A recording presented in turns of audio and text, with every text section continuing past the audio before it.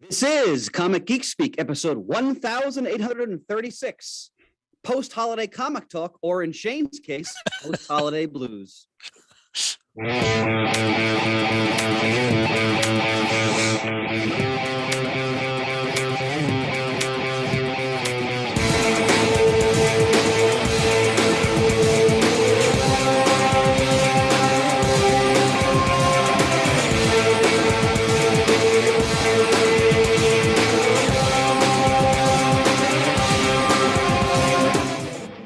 Welcome to Comic Geek Speak. I'm Ian Levinstein. I'm Adam Murdo. I'm Shane Kelly. I'm Chris Everly.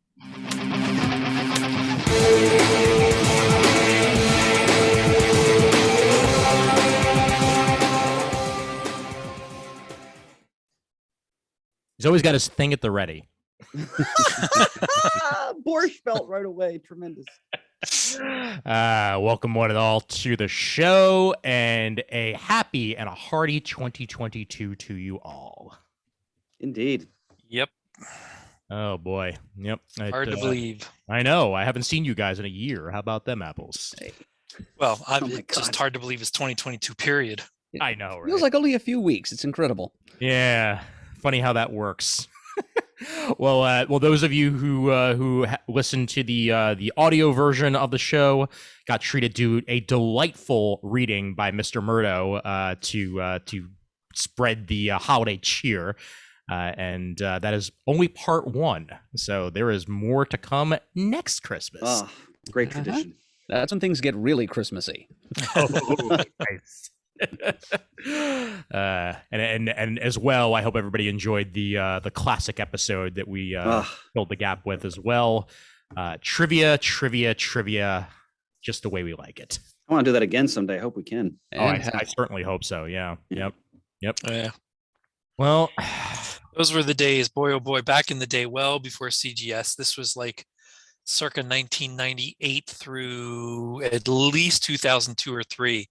Just about every weekend we'd have trivia night at my house. oh wow. And it Wow. was anywhere from half a dozen to a dozen comic geeks. And all we would do is talk, do trivia, talk, eat. We were there most times, 2, 3, 4 in the morning sometimes, just doing trivia. Was it always the same set of questions? No, it was Peter's game that he, like the Trivial Pursuit-esque game. Uh-huh. It was always those questions for the most part that we went through. We'd play other games too on occasion, but there was a good chunk of time where we would just do the comic trivia stuff. That's awesome. We did it so often that all the wives in the group that were there started to absorb this information by osmosis. They could start answering questions over time. Much to their because they'd chagrin, no heard them doubt. so much. Oh man, I can only imagine what that must have been like. It was fun. It was a good time because nobody had. I mean, not that kids are bad or anything. Don't get me wrong. I love my boys, but we had no kids. Right. You know, we were the only ones that had a house in the group at that time. Other people had apartments and townhomes and stuff like that, but we had the biggest space in the basement. Right. So it was just where everybody came over for the most part. Yeah, fair enough. Well, before we get further into our usual meandering here, I would like to thank all of you on a brand new year of support. And you guys help keep the show rolling at patreon.com/comicgeekspeak. Currently at 119 of you fine folks at $344 per month. And as long as that continues, we will continue to be able to produce this show in the way that we do. And we thank you so much for your continued support in any way, shape, or form. We recently got a whole bunch of iTunes reviews as the call went out and the call was taken. And much appreciated on that as well. If you do have the time to shoot a review and let us know what you think of the show, we greatly appreciate the assistance there. And old school donations at comicgeekspeak.com/donate.php if you're the PayPal type. But We just got a PayPal just recently, actually. there you go. But yeah, thank you all so much for your continued support of the Yes, show. sir. Thank you. Appreciate it. Absolutely. Yep. See, Ian, I thought you were going to go, and this is telling you just how old I am getting. I thought you were going to say, if you've got the time, we've got the beer. Holy mackerel. Which brewery is that? Which beer is that? I don't even remember what beer. Did you remember, Adam? Yeah, it's Miller. Oh, it's Miller. Miller. Okay. All the time. We've got the beer. Miller beer. That's right. That's right. I had the first part, not the second part. Oh man, I Kelly time. I still remember most of the Rheingold jingle because they played that nonstop here in New York. Because for a while they were a sponsor of the Mets, so I'm very much have embedded in my head. My beer is Rheingold, the dry beer. They came back at least once or twice. They tried to revive the brand and didn't work. Didn't work. I did buy a 6-pack of Yingling's Hershey beer, which I have not ever tried. I'm not the biggest Yingling fan, and people in Pennsylvania would throw stuff at me for saying that, but I'm just not. But I do want to taste see what that's like. Yeah, I saw that on the shelf when I was in Florida actually, and came very, very close to getting it, but wasn't quite in the mood for such a dark beer, so I went the lighter option instead. Yeah, lighter in color, not lighter in Sure. alcohol, because Sure. I mean, come on. So how was everybody's Christmas time? How was everybody's holiday season? Good. Nice and quiet, uneventful, but still got to see some family on Christmas and New Year's. We just stayed around the house, played Ticket to Ride, and and a new game that I'll explain when we talk about some Christmas gifts we got. Nice. Like Shane, I had a very nice Christmas. I also had the opportunity to we saw some relatives, which was great. To be able to pull that off. Mm-hmm. Otherwise, reading, podcast writing. Had the misfortune of seeing the new Matrix. I'll talk about that later. I watched that too. Watched some other movies. Read a lot of books, reports. So it was a nice, relaxing break. Nice. And Murd? I barely remember the build up to this Christmas because I spent the whole time in a pretty much continual state of fatigue. Mm-hmm. But I come through to the other end feeling, grateful because we had an exceptional season at the Christmas barn. We paid for it in sweat and tears, but we're very happy that it went as well as it did. And then when the time came to sit down with the family, it was something of a subdued affair because my uncle, my father's brother, passed away in early October. It was Christmas without him, so that kind of put a damper on it. But it is what it is, and as Emerson, Lake and Palmer sang to us, "What Christmas we get, we deserve." So, and then you got to celebrate a birthday right afterwards. I did at that, thank you, and it was January 1st, and we celebrated by watching a losing Penn State football game. And I was saying to Chris and Shane before you hopped on, Ian, we watched Disney's Jungle Cruise on Disney Plus. Oh, funny enough, I also watched that over the Christmas break. It's a really fun movie. Yep, it's fun. It's utterly inane and not very well made, but it's it's fun. It reminds me. It's kind of like the both the good and the bad of Indiana Jones and the Mummy, like combined into one.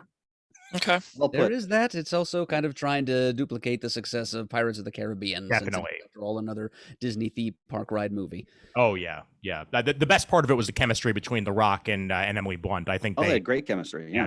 they work really well together as a team. Yep. Ian, by the way, I really appreciated your Hebrew overture to all of us on Christmas. Ah. I found that quite soothing and amusing. Well done, sir. Thank you, sir. Yeah, I actually wore to Christmas Eve my Jewish Christmas shirt, which I received. Actually, it was Christmas Day. I was wearing it because I forget. I flew out on Christmas Day. Got it on Christmas Eve from one of Martha's relatives, and then we were flying out on Christmas Day from LaGuardia. And spent the week in Florida. Got to see some of her family, and went to Busch Gardens and had a really nice time. They have a really, really good like holiday fireworks display that they run all the way from like November until like January 7th or 8th. And we were there after Christmas, and they were still putting it on. And Oh wow. it was really well done. Saw an awesome ice capades while we were at Busch Gardens as well, with a couple of like former Team USA skaters. Okay. Went to a Cirque du Soleil performance at Disney Springs and really enjoyed that. And Cirque du Soleil. Yep. And then just relaxed more than anything else, and that was the best part of it all. Nice. As always, Levinstein with the roaring social calendar. Yeah. Very impressive, sir. Man about town. Yeah, I do my best whenever I'm at. Also, like whenever I'm in a area I'm not normally at, I do my best to at least try one local brewery that I had not tried yet. And I went to Swan Brewing in Lakeland, which is about a 20-minute car ride from where I was staying. The only problem is that I wasn't in New York, and that meant that waiting for the Uber took about as long as driving in the Uber. And I have to remember that for next time. Like plan ahead and maybe call it 40 minutes before I want to leave rather than 20 minutes before I want to leave. And there we go. But and boy, oh boy, the fog that rolled in at the end was crazy. I felt like I was in the middle of a Stephen King novel by the end of it. It really was. But hey, I got gifts and they're comic book related. So I'm just gonna lean over my shoulder here and grab them and run through my list, and then if any of you folks have others to share, by all means. Yeah. All right. So A needle pulling thread. Nice. This one wasn't a gift. This one actually came in my Marvel Unlimited Plus box that I get yearly. Oh wow! Copy of X-Men #1, Jerry Duggan's new X-Men, and this was a special limited cover that only was given to members of Marvel Unlimited. And there's also a special thank you to select members on the back, and I forgot to check to see whether I'm one of them.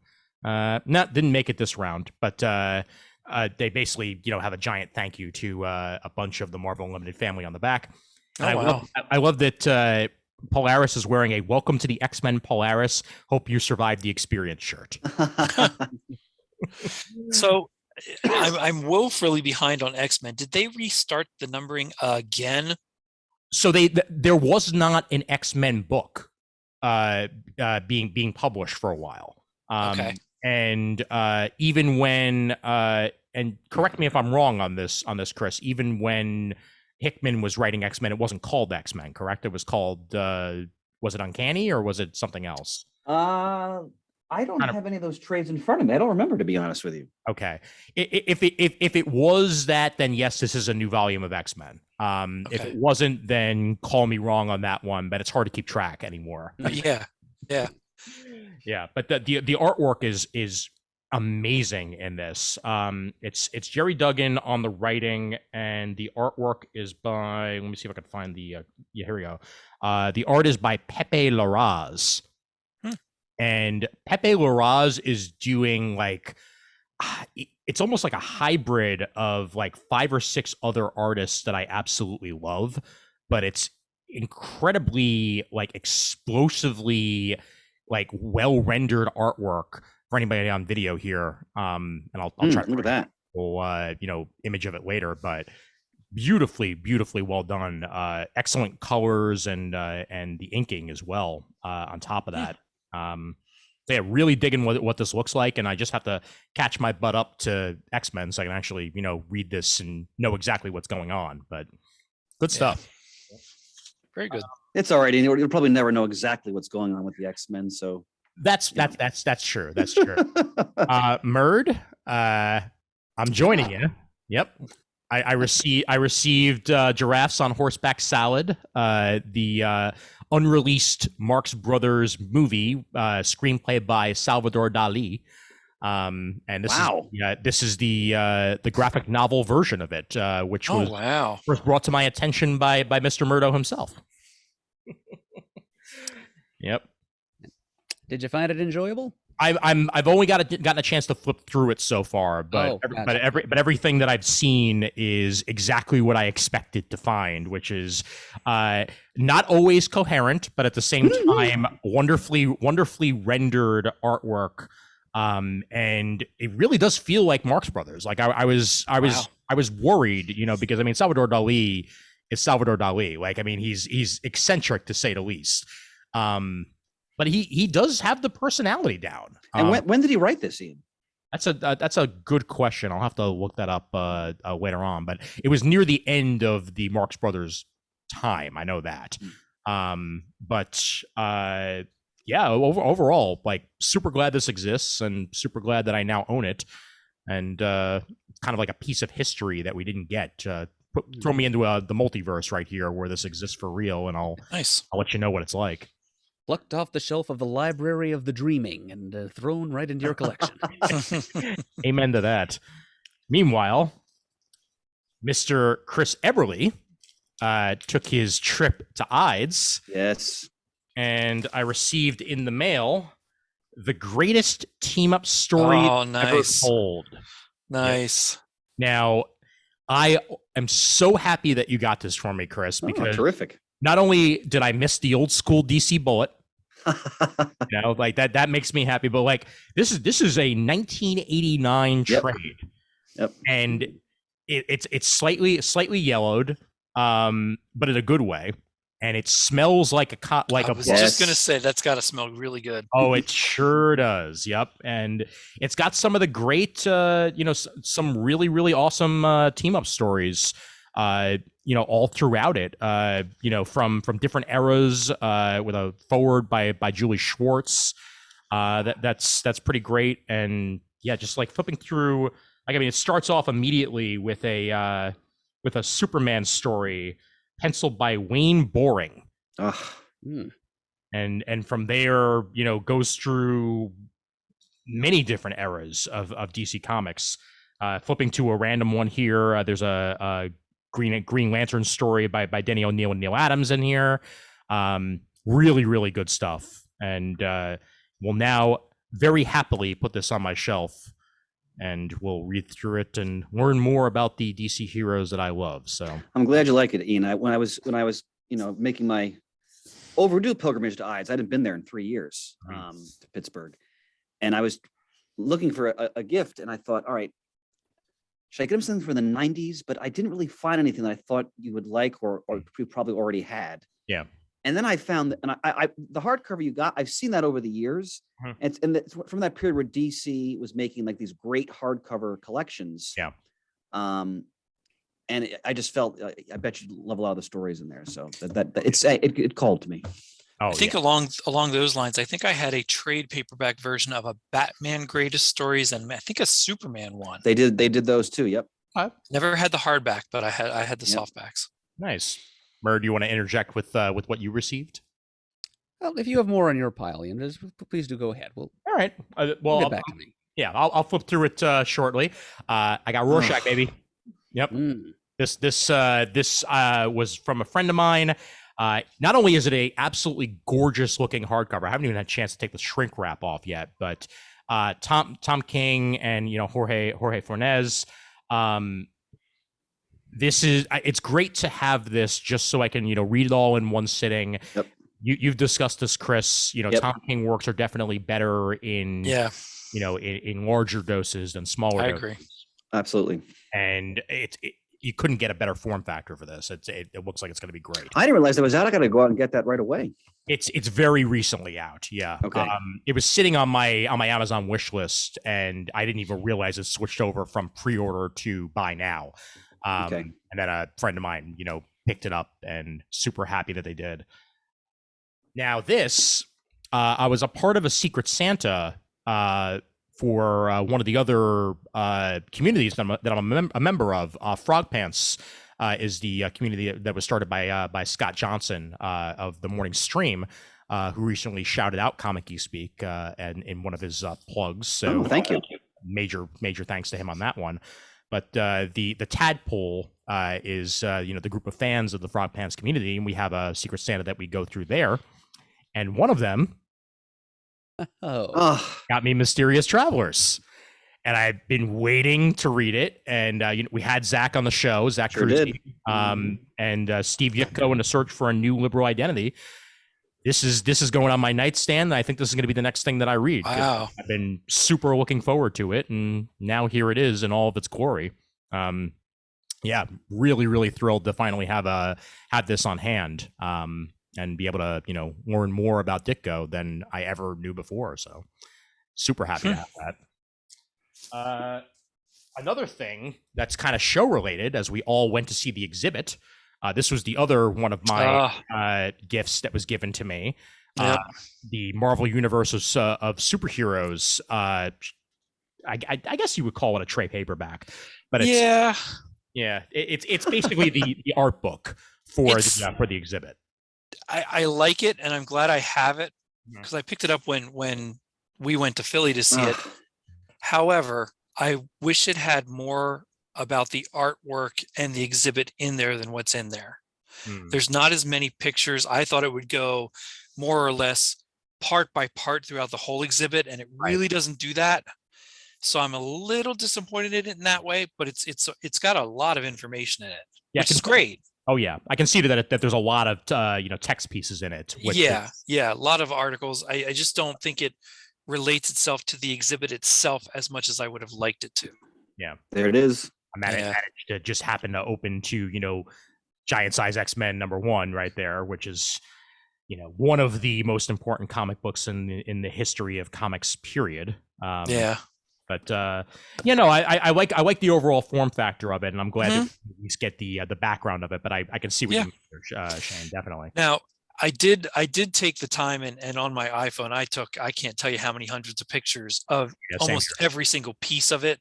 So if I can ever discipline myself to put that together and make like a compendium for that volume with what I took pictures of, it'd be fine. Oh yeah.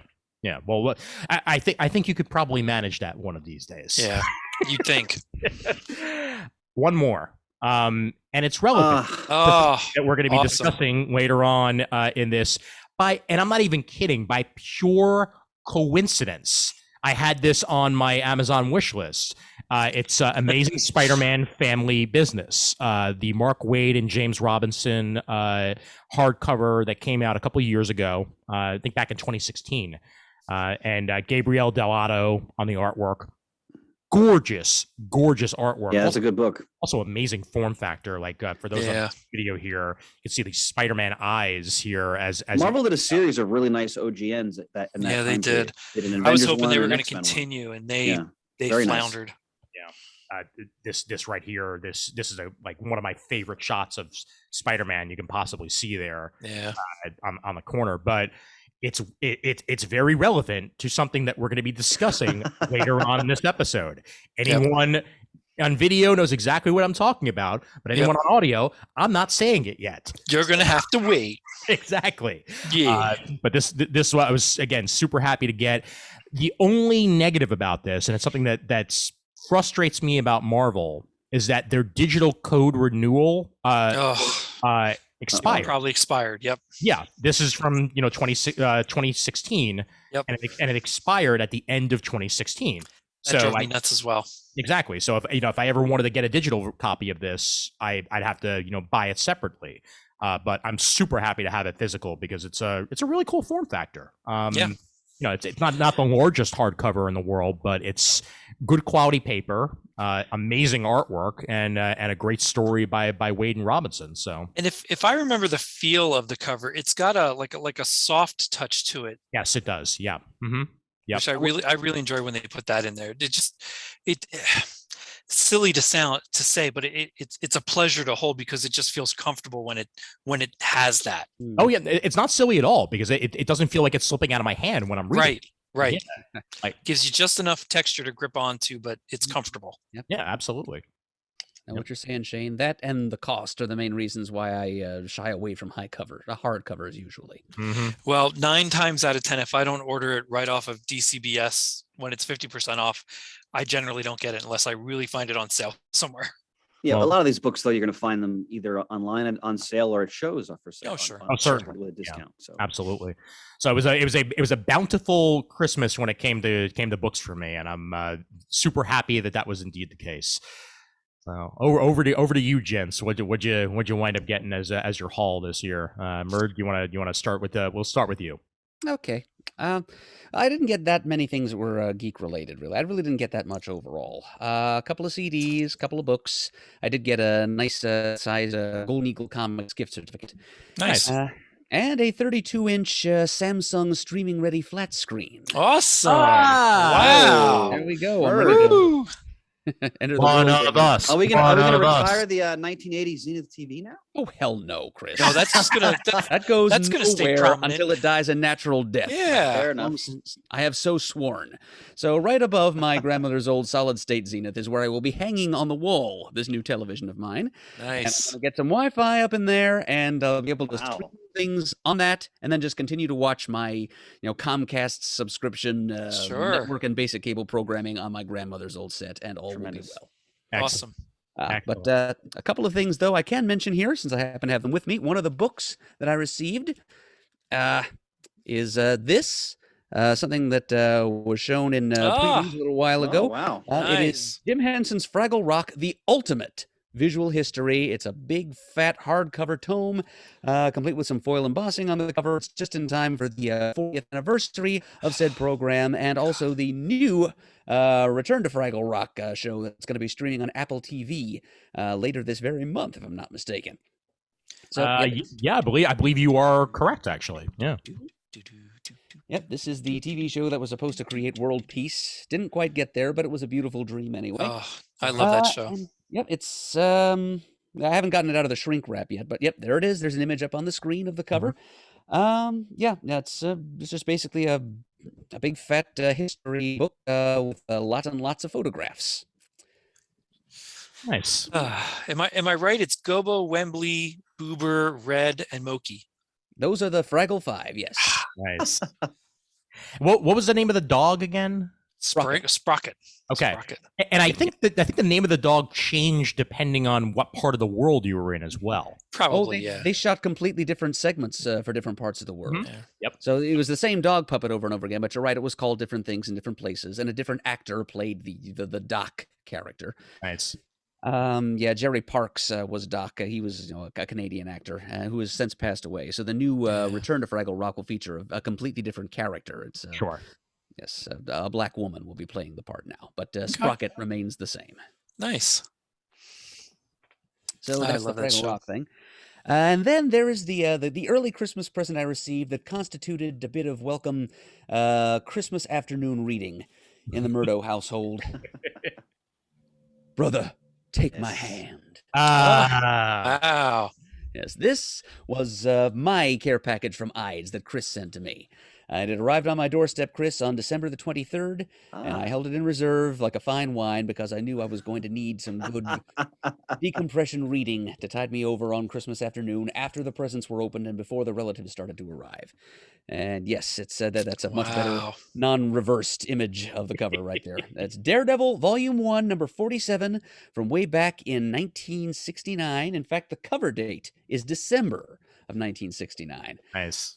And this is a book that Chris spotlighted for his part of our multi-way discussion on the last time CGS crossed over with the Back to the Bins podcast with Paul Spataro, Yep. in which all participating hosts pick one comic more or less at random, as long as it's more than 10 years old, and just holds forth on it at length. And then this was Chris's selection for that, and he decided to allow me to experience this story for myself. Because, Murd, you told me that day that you had never read it. Sure, it's one of many silver and bronze age Daredevil stories I've never read. And I made a vow to myself that moment, like, all right, next time I'm at a show or at Eide's, I'm getting Murd this copy. And when I went to Eide's, Lo and behold, there was a decent copy in their Mylar section. So That's awesome. And you know what, Chris, I never noticed before, and I don't know if this was just around this era of Daredevil, just how different the logo for Daredevil I think it's one of the only times where the logo is like that, if not the only time in the whole series. Yeah, it didn't last very long. I mean, Yeah. it's not the only time, because Is it? Okay. I read in the letters column there were some people complaining about it from when it first appeared a few issues before. Nice. It was a Jester story. It was probably issue 45. But anyway, this short-lived two-line Dare-Devil logo is on there. The interiors are, of course, by Stan the Man and Gene the D. And the story is of a recently wounded Vietnam vet named Willie Lincoln, whose vision is failing thanks to an injury sustained in battle, in which he rescued his entire platoon from an exploding grenade. And Daredevil has come over to Vietnam to perform for the troops. Which is, Stan being extra topical here. Just, but in a very safe way, of course. Yes. In a safe and kind of bipartisan way, because he has Daredevil going over there to perform for the fighting men, and then at the same time having an inner monologue about the stupidity and brutality of war as he flies home again. Of course. Yes, and then really on reflection, Daredevil probably isn't the first Marvel superhero that would choose to go over to Vietnam to perform, or would be accepted and approved by the military. You'd think Captain America would probably get the first nod there. But this was a Daredevil story, so that's the way Stan went. And once that segment is over, we meet up with Willie Lincoln again back in New York, when he seeks out Matt Murdock's legal assistance, because Willie, in civilian life, had been a policeman who was framed by a bunch of very generic mobsters because they discovered that he could not be bought and he could not be gotten out of the way any other way, so they framed him. And when they hear that he's retained the services of a fancy world-class city lawyer like Matt Murdock, suddenly these mobsters go into action, and there are attempts made on Willie Lincoln's life, which Daredevil must then take action to stop. And Murdock is then able, through a rather uninspired sequence of legal arguing to get Willie off the hook completely, and then Daredevil puts the final stamp on saving his life from his criminal tormentors. And it's a nice, uplifting, happy ending kind of story. It is Stan being topical, as I said, but and the fact that Willie Lincoln is black doesn't really factor into the plot, which is really just as well, because we've seen Stan trying, bless him, with the best of intentions. Oh, yeah. To depict the experience, the black experience in 1960s America, with charitable mixed results. But he just kind of allowed that to be kind of a transparent element of this story. It's more about the Vietnam thing plays into it. That's his being topical. And beyond that, it's just kind of a triumph of good and nobility over criminal forces, and an uplifting. Also, Willie accepting, learning to live with his being blind too. Triumphing over his disability, learning from both. From Matt Murdock on one side, being a differently abled, sightless man who's gone to become one of the top of his field in New York, and also inspired by his hero Daredevil, whom he never really learned was the same person as Matt Murdock, let alone that he had a disability as well. So yeah, it's not really heavy, deep, complex material, but it's light, and it's got a good, strong moral, and it was a good thing to read on a Christmas afternoon. It was kind of like a 4-color Frank Capra film. Other thing I want to point out, we talked about this at length in that Back to the Bins episode that we did with Paul. Excuse me. Gene Colan's artwork in this book is, I think, is some of the greatest of his entire run on Daredevil. His use of shadow. There's a fight scene that's basically in darkness. And how he just kind of uses the blinds and the window to create light. It's at the high point of just what a tremendous artist Gene Colan was, and you really see that in that issue. So, let's see. I'm gonna try and dig up that sequence that you're talking about, the fight scene that's mostly in the dark, where, Murdock is fighting off these goons as they and pretending to be Willie Lincoln as they come to try to take Willie's life. There's also some images near the beginning of the book where Colan is conveying what's passing before Willie's eyes as the last of his eyesight finally leaves him. At the beginning, when Daredevil shows up to perform for the troops, Willie can still sort of make things out, but right in the middle of the show, it's just the rest of his vision goes. Look at that clutch. God, Levinstein. By pure coincidence, it happened to be the exact thing that Google Images popped up. So yeah, that's kind of incredible. Yep. But Yeah, I definitely mean, did. Colin. I'm sorry, Murd, go ahead. Yep. Well, I'm just going to agree that what you said about Colin's art. It's the highlight of the issue. Oh yeah. No, Probably why it was featured in, because when I first exposed the story, I mentioned this many times, in the Son of Origins, the Fireside edition. This was the second Daredevil story they had in there, and it just blew my mind as a kid. Awesome. Yep. And for anybody who may be newer to Comic Geek Speak, a reminder that we did have conversation with Gene Colan in the very early days of the show. Yeah. December 8th, 2005, episode 82 of Comic Geek Speak, a conversation with Gene Colan. So if you feel like going into the archives, send on over to comicgeekspeak.com, search Gene Colan, and it'll be one of the first things that pops up. So, and wasn't it the first New York Comic Con when we met him then? I think it was, yeah. I'm sorry, Ian, go ahead. No, I was gonna say because the first New York Comic Con was 2006, correct? I think so. Yeah, I met him at that one because, again, the ill-fated fire marshal situation. But but I was lucky enough to get in to the show, and I met him, and very nice gentleman, and he was taking commissions, and he would then mail them back to you, and I was able to get a Howard the Duck sketch from him, which is still that's in my nice. office. Nice. I don't know if I knew that. That's awesome. I was at that New York Comic Con with my mini disc recorder, and again, the thing that sticks out to me the most about the whole fire marshal situation was seeing Dan DiDio on the line with everybody else, and it actually made me feel a little bit better knowing that he couldn't get in. Exactly, that even he couldn't get in. So that was good time. I was inside. I stayed inside. I didn't leave at all. Yeah, nice. Well, but that was smart of you, Shane, because it took me a while to get back in. Yep. Very cool. Yep. Well, excellent. Oh, thank you, Chris, for this fine addition to my You bet, collection, brother. contributing to my Silver Age Daredevil education. Mm-hmm. Absolutely. Yep. Shane, what have you? All right. So I got wrapped up was an Earth 1 Volume 3 of Batman and Wonder Woman.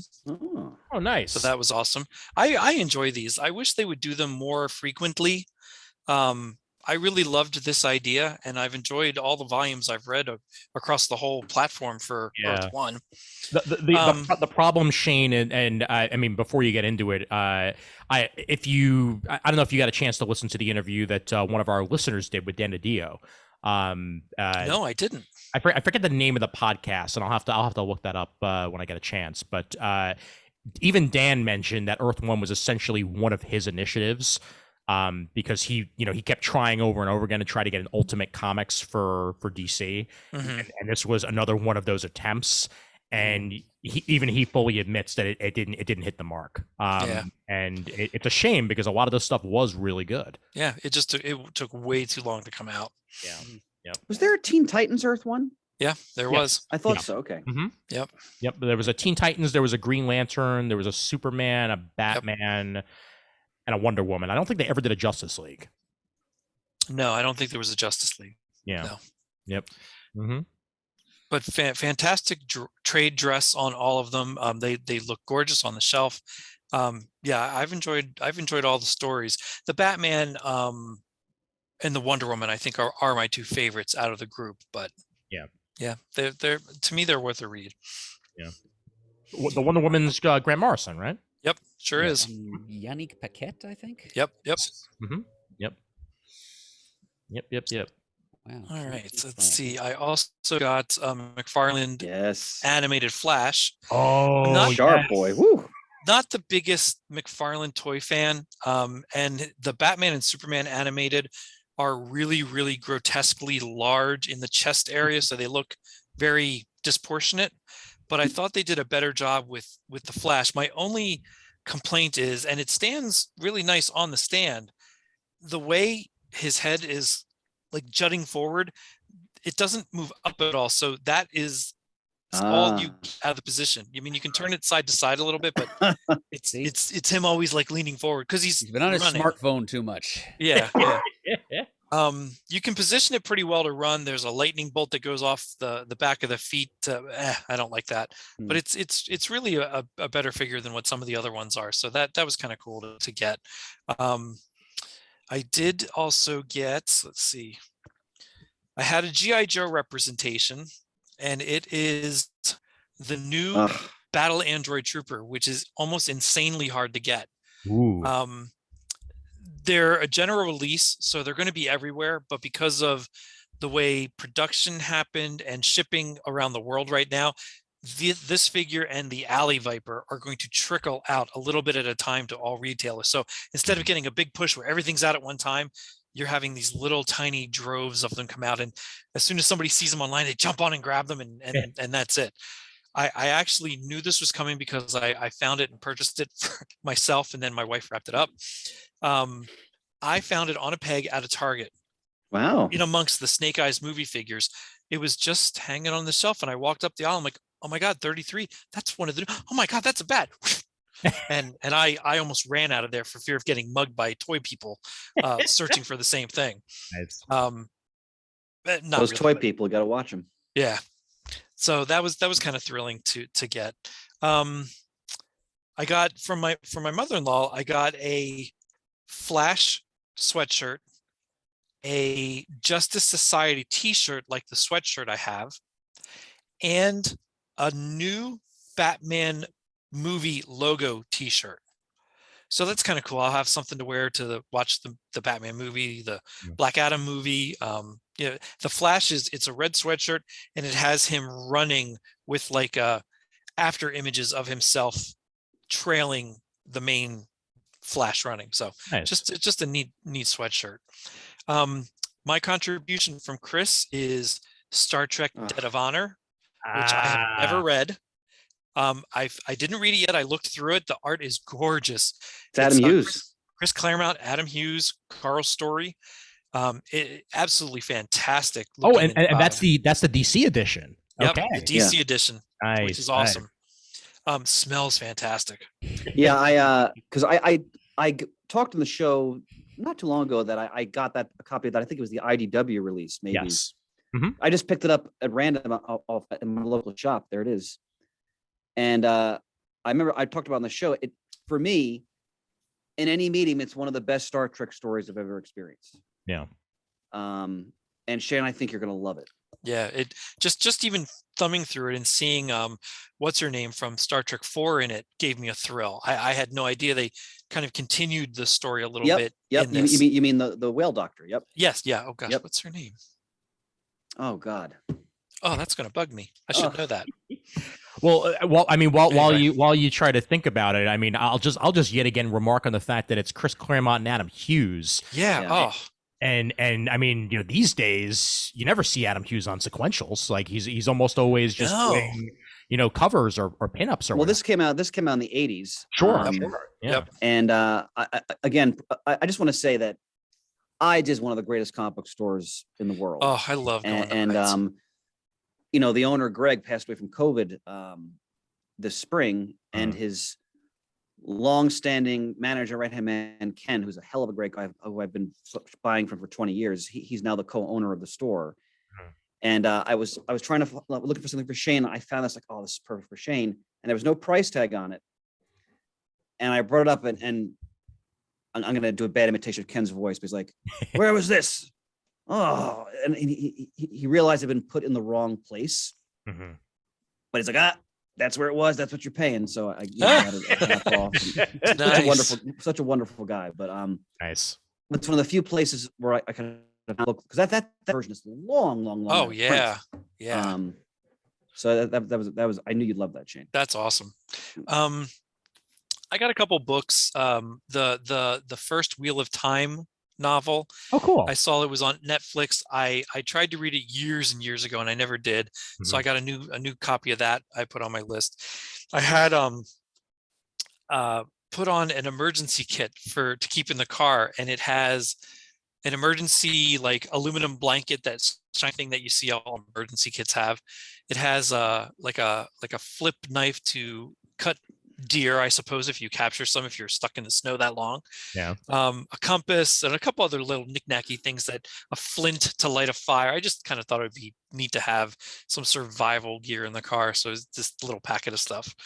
And something that I got I mean, it is for me, but I got it because I want to build it with at least Ben. Matt probably won't be too interested in it, but I know Ben will be. It's something I saw, and when I had the opportunity to use some Lego points to get it, I took it. And it is Oh Lego my Daily Bugle. God! Wow. Yes. Jeez. Wow. Spaghetti box like glory. Yeah, and it's got all of those Whoa. minifigures in, like 29 of them, Oh 26 my of them, something like God. that. That is I remember us talking about this when Yeah. I think when it first got released, Shane, and that thing is a whopper. Yep. It's the neat thing about it, it's tall. I mean, I can't remember. Maybe it says it on the back. No, yeah, it does. It is 32 inches tall Wow. and 25 inches wide. The neat thing Holy mackerel. about it, not only does it come with 20 some minifigures that all relate to Spider-Man New York and the heroes in amongst them and the villains. Mm-hmm. It Oh, there's is Daredevil. Yep. It's got Daredevil, it's got Black Cat, Spider-Gwen, Mysterio. It's just a plethora of characters. Yeah, I see Sandman there. Yep. They got a neat thing with Green Goblin bursting out of the Daily Bugle. I see that. Yep. Wow. Is Robbie Robertson one of the figures? Yep, Excellent. absolutely. Nice. The one neat thing is you can separate it by floors, or you can take the entire back off of it, because it is a complete building. And something that Lego sometimes that I don't like about it in recent years, their buildings, their houses are only the front facade. They leave the back completely open, unlike previous years and years ago, where it used to be a complete building. Now, they have complete buildings in their Creator series, which are big, gargantuan, modular things, and they're fantastic. But like some of their holiday special ones, they used to be a complete building, and they're not so much anymore. It's just the front facade. Shane, I have to interject. Is that the Spider-Mobile? It is the Spider-Man which was another wow. high point for this. Now it's complete. This Holy mackerel, look at that. Oh my God. It's got Firestar, but not Iceman. I wish it had Iceman, so I got to find an Iceman. I love too the quizzical look on the Scarlet Spider on the screen there. That's pretty great. Yeah, it's I think that's got Dr. a lot Miles of Warren standing in front of him too. Yes, you're right. Yeah, it looks like it. Yep. Just an incredible set. Now, there's rumors of a possible another set like this. I had read somewhere it was possibly a DC one. If it is, I can only hope it's the Hall of Justice. That would just make so much sense to me in this day and age. Yeah. But yeah, that's something that Ben and I are going to put together at some point, probably spring break or summertime. But we'll see. So cool. It was cool. Yeah, and God bless Lego Points for bringing the cost down. Yeah, right. Chris, what'd you manage to grab? I didn't actually get any geeky gifts. I treated myself to a whole host of different books. Mm-hmm. I mean, I can kind of segue into talking about them as sure. reading Yeah. pile, No. Please. But, yeah. So basically, when I went to Pittsburgh, Ryan and I went to visit our dear old friend Dan Cangilla, who I'm sure is listening to this episode. Danny boy.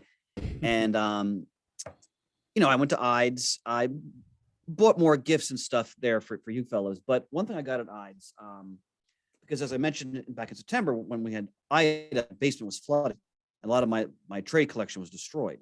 Yeah. And I'm doing a very select read build. I'm only getting things that I know I'm actually going to read probably more than once. Sure. And one thing Eide's had. So they have Music hardcover Perez. volume 1 and 2 of the Busick Perez run on Avengers, which is legendary. It is indeed. So I got the first 2 volume hardcover of that.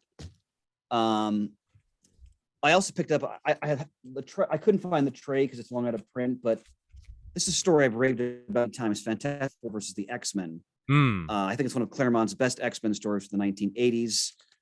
It's a story I still cherish. I think it's one of the greatest interpretations of Dr. Doom I've yet to see in a comic. So it's a treat to get that in floppy format. Yeah. No less. And on the outskirts of Pittsburgh, there's a store. And I know it's in other areas. It's just not in the Northeast. They're called Half Price Books. Yes. And wow, this place was amazing. I got a ton of history books for research and things like that. And I also got quite a few trades. They had a pretty good trade section. And I picked up some oldies but goodies that I'll reread, like Gotham Central Volume 2, which is my favorite part of that series, and the Joker's running around Gotham as a sniper. Again, that's Brubaker and Rucka and Michael Lark, so can't beat that. I got all 3 volumes of the classic Brubaker Epting Velvet series, their classic espionage story from several years ago, which I've always raved about because that book was destroyed in the flood. Got those. This was really interesting. So, Planet of the Apes Visionaries. Yep, I have that.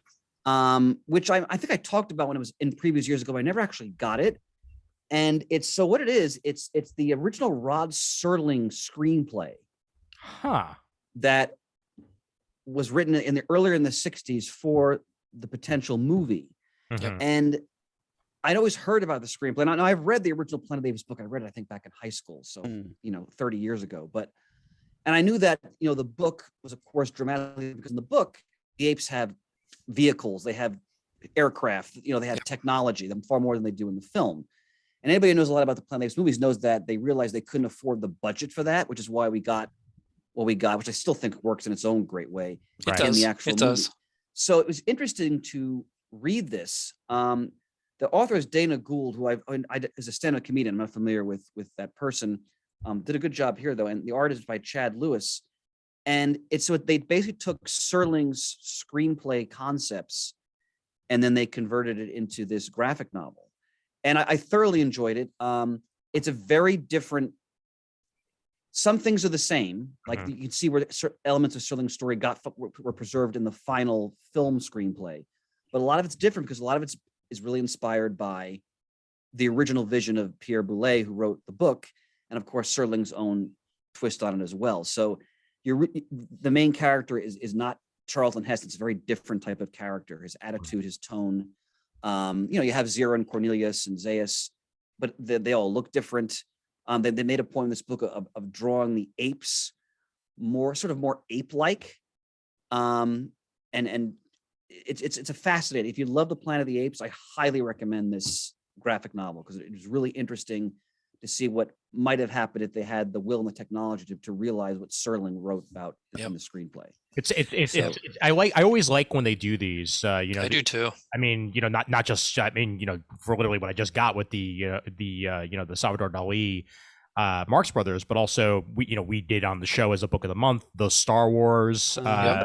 Which was a very different take on it. But also, I remember they did an Alien one not too long ago, which I think I've not read that one. Yeah, supposed to be the original version of what was going to be Alien 3, I believe. Wow! And they basically took the original shooting script for that because it was going to be very, very different story, and went forward with it. For one thing, I don't think it's spoilers for a movie that's forever old at this point. Like, I don't think they kill off half the cast in the first 5 minutes. Like, pretty sure it turns out very, very differently in that original version. By the way, before I forget, that's a Paulo Rivera cover there. Yes, I was going to ask you that. Yeah, it's beautifully done. Yeah. So again, if listeners are Planet of the Apes enthusiasts, this is something I really recommend. It was well done. It's well done. I was absorbed by it. I wasn't like bored or think, oh good, I'd rather watch the movie. I revere the movie. But this is really interesting. I highly recommend it. Nice. Yeah, I picked that up when it came out. I didn't read it yet, but I couldn't pass it up. I like you, Ian. I love when they do what could have been from an original script or something and put it out there. Absolutely. Yeah. I also treated myself. A student gave me a nice Visa card, so I went to my local comic shop, and one of the books I wanted to replace was Brubaker and Epting's The Marvels Project. Okay. Which, when I got the book, I realized I haven't read this since it came out, which was I don't know however many years ago now. Excuse me. Talk about holding up. Oh my. Yeah. What a masterpiece that book is. I mean, talk about taking Golden Age concepts, Golden Age characters, breathing such vigorous life into them, and doing this wonderful sort of retro continuity on the place a lot of these characters in the opening stages of World War II. And what's especially great is that the narrative device, they use the character, the Angel, not the mutant, but the Golden Age Angel, appeared in Marvel Comics #1. Dr. Thomas Holloway. Thomas Holloway. And Brubaker really fleshes out that character because it's his voice taking you through the entire story. And they do a wonderful thing where they actually connect him to the time traveling two-gun kid, who's many Avengers fans knows does end up in the present Marvel universe at one point. They make a connection to that. Of course, they go into the Bucky, Captain America, the Samaritan, and the Samaritan, drowning the city, and the human, like all those great Golden Age concepts are there. But it's Brubaker, which that should really be enough. Just saying that, and Epting, the artwork is absolutely breathtaking. Just looking at it just from a different perspective, just make you think about things that they wouldn't have been necessarily thought of in the original story, but without, in my opinion, being disrespectful to the Golden Age concepts and the foundation of it all. I think it's brilliant. And anyone who hasn't read it, if you love Golden Age stories, those characters, those concepts, and you like, Ed Brubaker's work, you really need to pick this up. I mean, I hadn't read it in so long, I almost forgot how great it is. Now that you mentioned it, Chris, I haven't reread it since it came out initially, and I mean, I loved it when it did come out. Yeah. But you're certainly making me want to go back to it. Oh, terrific, honey. And Murd, I want to ask you a question. One of the characters in the book, a quick Golden Age character, is the Phantom Bullet. Was he an actual character from the 40s? I'd be willing to believe that he was. Okay. Marvel or Timely in those days, but I just got a ton of different one or two outing flash in the pan characters that were never really heard from again. So yeah, that's the one that sticks in my mind is the Ferret. Yep, he's there too. Eye with a big nose and a mustache and a ferret. Pet ferret. Yes, yeah. Brubaker throws a bunch of characters like that just in quick little scenes.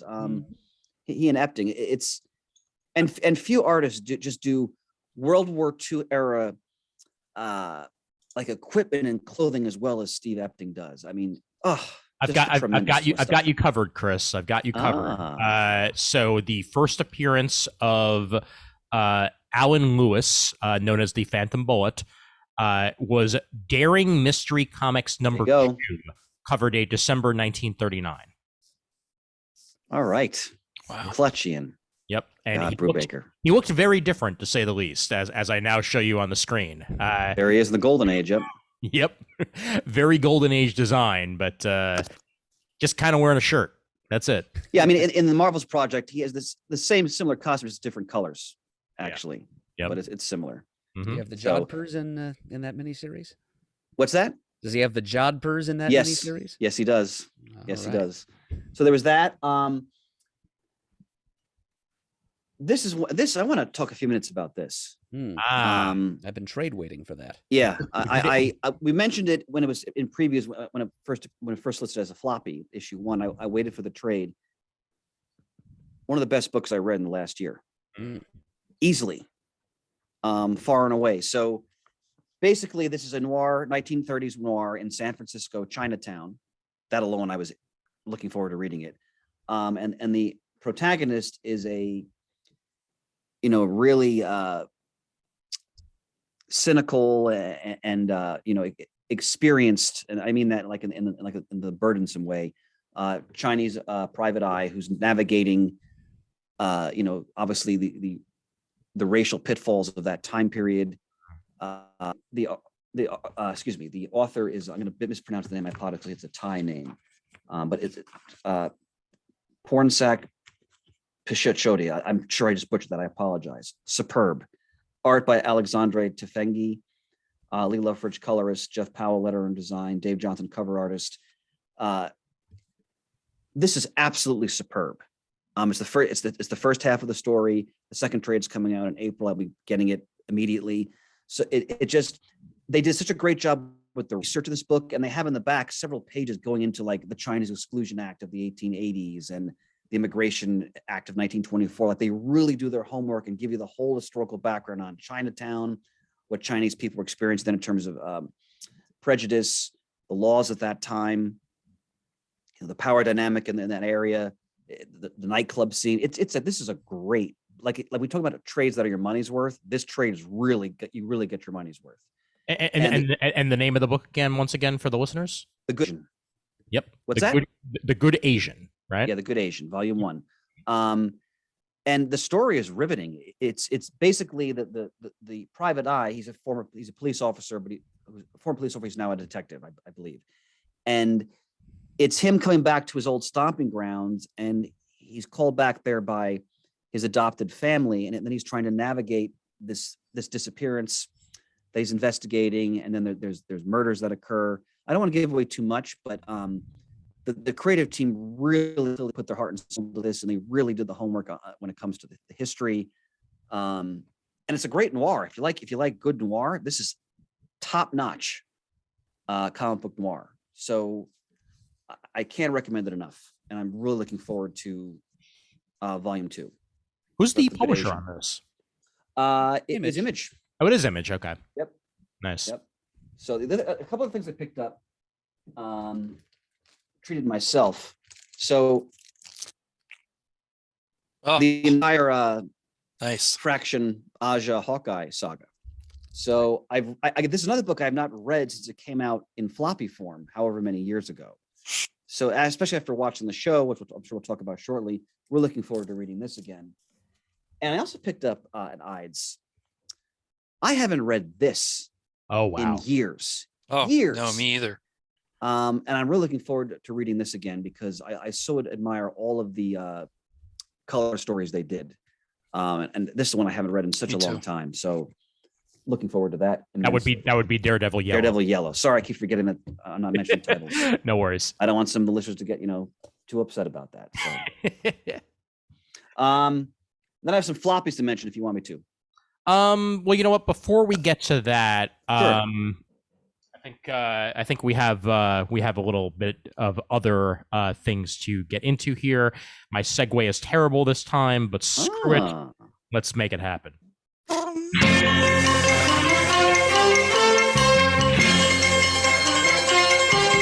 Yep. About coming a mile away. Yeah, I know. I had absolutely no segue whatsoever this time. Usually I'm better at that, but you know what? Screw it. It's a new year. Right. I'll get it better next time. Write it out to post-holiday season lag. Exactly. It's time once again for Muddle the Merd here on Comic Geek Speak. Before we get into the rules, a big thank you to everybody who has been submitting their Muddle the Merds, as we have gotten a few new people into the queue. So thank you very much on that. But do continue to submit as Murd explains to you how that happens. It'd be my pleasure, Ian. Muddle the Merd is this little trivia contest segment that we run on Comic Geek Speak from time to time. Anytime we have a general topic episode, it's a great opportunity for you, the listeners, to get involved in the show by submitting some trivia questions for me, alias the Merd, to attempt to answer.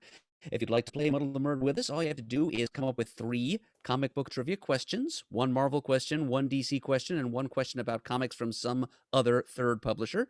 The questions also have to break down chronologically to 1 question about comics pre-1970, 1 about comics published between 1970 and 2000, inclusive, and 1 question about comics published post-2000. Come up with these questions, include their answers, and put them all into an email, and send it off to comicgeekspeak@gmail.com with Muddle the Merd in the subject line. Ian will find them, and he will put them into the queue and hold them in reserve for a rainy day. And then eventually he will ask them to me during a Muddle the Merd segment. And if I answer all 3 of your questions incorrectly, you will have Muddled the Merd, and I will then be mailing you a fantastic prize at my own personal expense. Excellent. And let's also not forget, when writing your questions, try not to go too granular with your subject matter. Just no little throwaway background details. It's something that's fairly important to plot and or character. Mm-hmm. And also, don't focus on anything that's non-story related in the content. So no advertisements, no letter columns, no what's pictured on the back cover kind of stuff. Just keep it to the nitty-gritty, please. No Hostess Twinkie questions. And I don't know, whenever you describe it, Adam, I always get a visual in my head when you say, me, the Merd. I think of the egg salad sandwich worms from Futurama. There's the one scene where they go, yo. I wonder what makes the special sauce so special. Yo. That's it. Great David Herman. Every time. Oh man. Well, we start this new year off on a very good note. Before actually, what is today's prize? What's the prize? Yes. Oh, yes. Well, this is another prize from the cache of prizes provided us by our friend Big John Morrison, Marvel Big Man. John. After the last prize winner, it was Rob Schaefer of New Jersey, a former customer of Chris at Wild Pig. He won the Squadron Supreme Maxi Series trade paperback, which was a big chunk of paper. I hope he enjoys it because it cost an awful lot to ship it out to him. So we're going with something a little bit slimmer and more compact and harder covered, so maybe I can get away with mailing it at a cheaper rate. It's the Wizard Big Covers book. Oh, God, I remember that. Hardcover collection. It's basically an art book of the covers to the first 100 issues of Wizard magazine, the guide to comics. There's even an index, which is unusually thorough for those Wizard boys. And it's pretty thoroughly captioned by them in their signature sophomoric snark, explaining how the various covers came about, how they were chosen, including turning not so randomly to a particular page. This cover, which was the cover of the first issue of Wizard magazine I ever bought. Number 34 from June of 1994. I was 15 years old. Very good. So there you go. If Wizard magazine, say what you will about them, they were an important journalistic voice in comics and a dimension of fandom at that time. So whatever you may, if you have a negative opinion of the magazine, you can at least look at the pretty pictures. If you happen to muddle the Merd and win this prize for your very own. Fair enough. Well, I read every one of those issues cover to cover, man. Yep. And I remember the very much enjoying the half issues that occasionally were included with it. Sure. The Ultimate Spider-Man half issue was great. The Captain Marvel half issue, it was good times. Yep. The Astro City one half issue was legendary. Oh yeah. Yeah. Yep. Yeah. Well, I could think of no better way to start this year than with a Muddle the Merd submission by the one and only Dr. Eamon Clark. Oh wow. Somehow saw this coming. Probably because I seem to remember that his submission had something to do with the Christmas holiday. We're not there yet. Oh, this is a different packet. This is a different Eamon Clark submission. We are that backed up, but Eamon, as Jamie D used to say, every comic is better with apes. So here's my monkey, Muddle the Merd. All right, and there's some significant stakes here because even if this comic may be a little less expensive to mail than Squadron Supreme, mailing it internationally is a whole other kettle of fish. Indeed. No offense, my dear Dr. Clark. You know we love you here, but I really hope that I do not fall to your sword here. Well, as he says, good luck and may Grodd be with you. Maybe. We begin DC pre-1970s. Congo Bill first appeared in More Fun Comics number 56 in 1940. But in which title did he first transform into Congorilla? Ooh, brother. He's looking for an issue number here? No, he does include the issue number to be precise, but he's looking specifically for the title in which it happened. Okay. He says he first appeared in More Fun. There's two different titles I have in mind here. Yeah, gosh. I'm going to go with my first impulse and say Action Comics. And you are not shipping anything to the UK. Thank goodness. Eamon, you're a good man and a good sport. Action Comics number... actually, you know what? Yeah. Do you want to guess the number? Number 45. I don't know. Not even close. Q48 from January 1959. Wow. Yep. All right. Well, good job, and I'm glad you went with your first choice there. Well done. Yeah. All right, over to Marvel, 1970 to 2000. When Marvel UK reprinted the Planet of the Apes comics in a 1970s weekly series, excellent timing on that as well. Yeah, right. Chris weak in the knees here, Raymond. Yep, they ran out of material and supplemented issues with some hastily redrawn Killraven comics, which now featured 8 villains instead of Martians. What was the title of this repurposed strip? Oh my God, that's a great question. I didn't even know that this strip existed. It's probably would have come. I'm reading a book on the British superhero published by a Scottish comics scholar a year or two ago right now, because this last year just seemed it was the year of the British superhero, I think, because it was the Eamon Clark retirement year for one thing, and I just read up to the point in my back stack where that series Albion was published with all these old English comic book characters. So I decided I should start reading this scholarly book about English superheroes, and if I read far enough into it, I probably would have come to the answer to this question, but I haven't. So I'm just going to guess Kill Marmoset. you know, you're weirdly not that far off. But Peanut Gallery, any guesses, Chris? No. Rise of the Simians. No. Although that's a much better name. Apes be with us. That would have also been a much better name. It's called Ape Slayer. Ape Slayer. Okay. Ape Slayer. Some people credit this as Marvel UK's first original series, but it's not that original. Yes. Hastily scrolling some apes over some Martians. Yeah. Here's an original title name. Yeah, right. Everything else is copied or traced. And finally, independent 2000 AD onwards.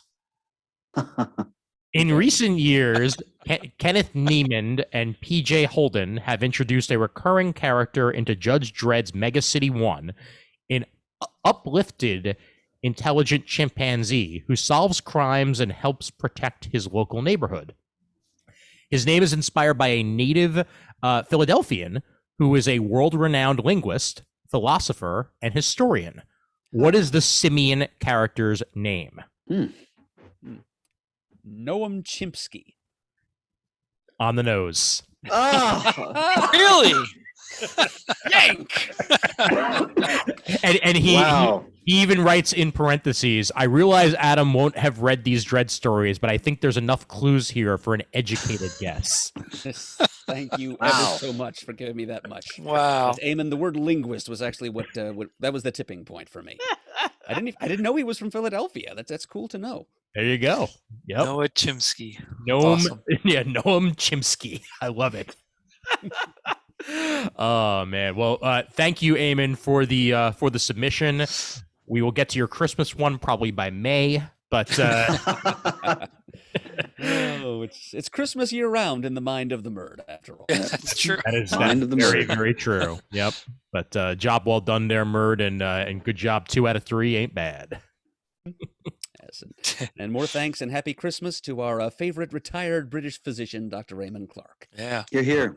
Yep. Hope you're enjoying retirement. Definitely.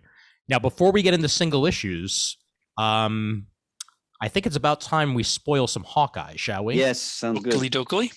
Okay, and this is the point where I'm going to cut off the audio because I have yet to watch a single episode. Yes, you say. No.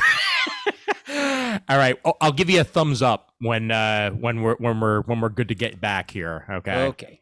All right. Tell you what. Afterwards, has anybody else seen the first chapter of the Book of Boba Fett? Yes. Yep. Yes. Okay, we can make a 4-way conversation out of that. Terrific. Definitely. Okay. I will Definitely. now recluse myself. Certainly. Okay. Drop the cone of darkness, or what is it? Cone of silence. The code of silence has been dropped. We'll know for sure that it's been dropped once he stops laughing at us. Okay. All right. I think we're good. I think we're good. Okay. Excellent. Yep. All right. So, I saw it all. Me too. Me too. Okay. And it's a good thing I saw Spider-Man first.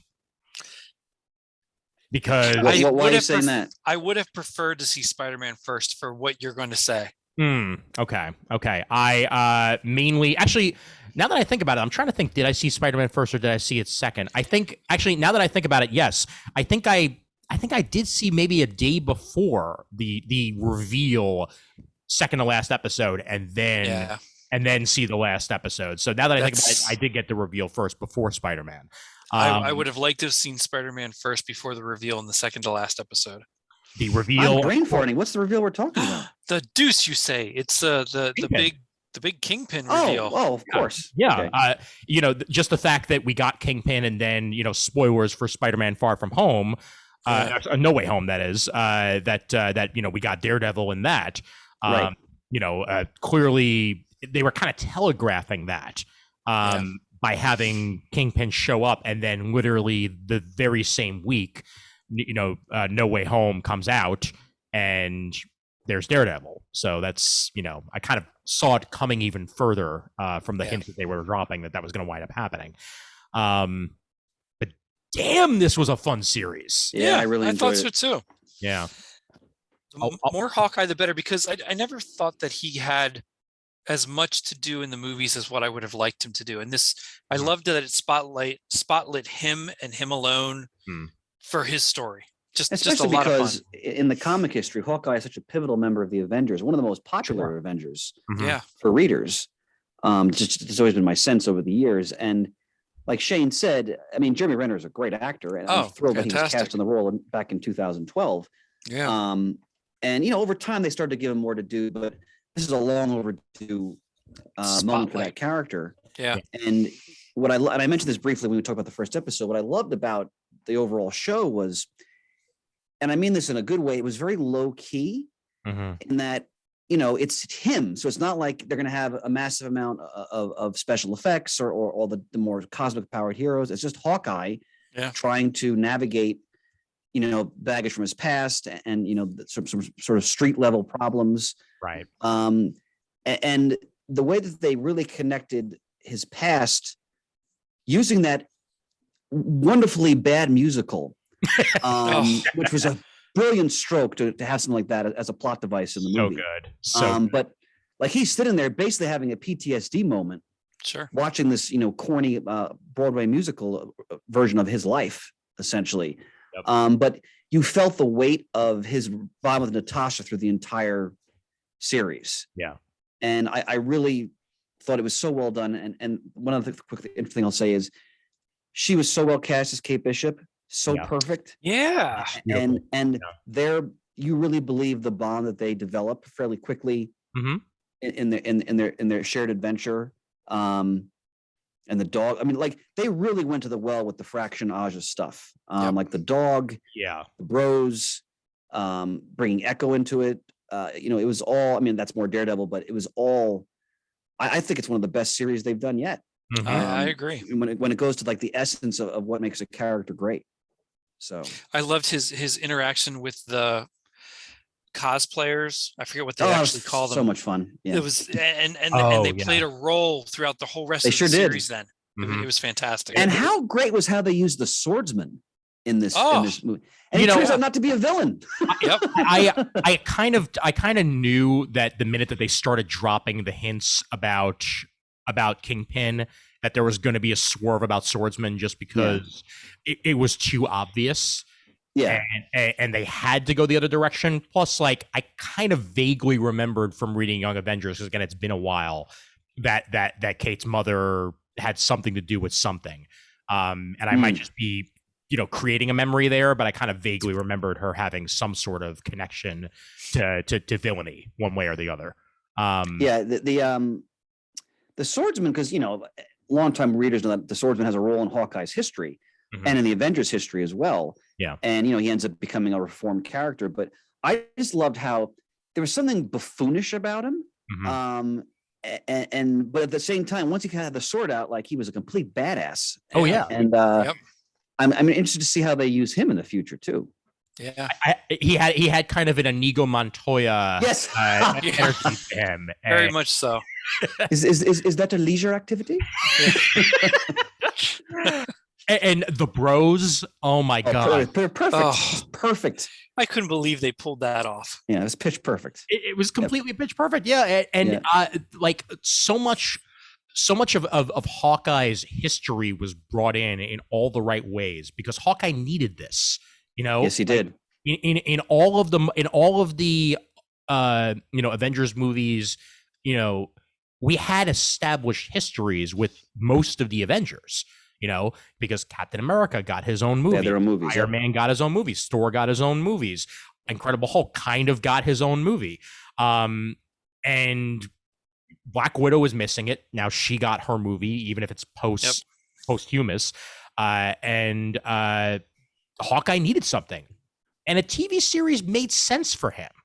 you know, because he's a more grounded character. Yes. And that's what you can do with the more grounded characters, is have something serialized and build the character that much more in the process. And I also like how they used Kate to kind of go with what you were just the point you were making, Ian, to prod him to sort of establish. So like the scene where they're in the diner and she's drawing his actual comic book costume and he's like, my wife's gonna divorce me, I'm not wearing that. It's just a wonderful touch. Yeah. And it looks so good on him. It looks so good on him when he finally put it on. It actually looked right. Yep. And her character's enthusiasm, her awe, you know, because obviously she is who she is because she saw him fighting, you know, the Chitauri back in 2012. Which I loved how beautifully they intertwined that together. Yep. This was done a lot better than the force feed of Peter Parker being in the mask. Mask from Iron Man 2. Like, this was way better than that. Yeah. It's. I had pretty high expectations going in, but they were met. I mean, I thought this was. I always thought he was so perfect for the role, and they just weren't giving him enough of an opportunity to really explore the role. Yeah. And now they have, and now that has that dynamic with Kate too. There's so much they can do, and plus his wife apparently is Mockingbird, which I love. Oh boy, I love that. Well, let's see, because technically, Agents of S.H.I.E.L.D. is still canon. That's true. So, which I hope Agents of S.H.I.E.L.D. is canon, because I liked Agents of S.H.I.E.L.D. Maybe Mockingbird itself is a title more so than a code name. You know, well, and I think that's possible, but also think about where at least the last season of Agents of S.H.I.E.L.D. ended up, where it really was in an alternate reality. Right. By the end. Sure. So it started off in our universe, but it went in a totally different direction. Oh yeah. So I'd be okay if she is Mockingbird in this universe. Well, because what I like, whether she is or not, at. I'm sorry, Shane, whether she is or not, there's more to her character now that we want to explore, because obviously she was involved with S.H.I.E.L.D. Yeah. So that was a great touch. But let's address Wilson Fisk. Okay. Let's address Wilson Fisk, and yet again mention the amazing timing of this. Okay, like a family business. Yep. Yeah, like how did you guys? Go ahead. I'm sorry. No, I'm just saying. Like, I forgot this was on my wish list. I just have to keep mentioning that, and then it shows up like days after I watched the finale, and I'm like, okay, so this makes sense. Yep. How did you fellas feel about the way the character was used in the story? I thought it was well done. I didn't think it was off or anything like that. Not always in the more posh settings I would expect Kingpin to be in. Like, he came down to the ground to talk to everybody, whereas I think most people go to the tower to talk to him. Yeah. But it didn't distract me too much from the way I thought he would be.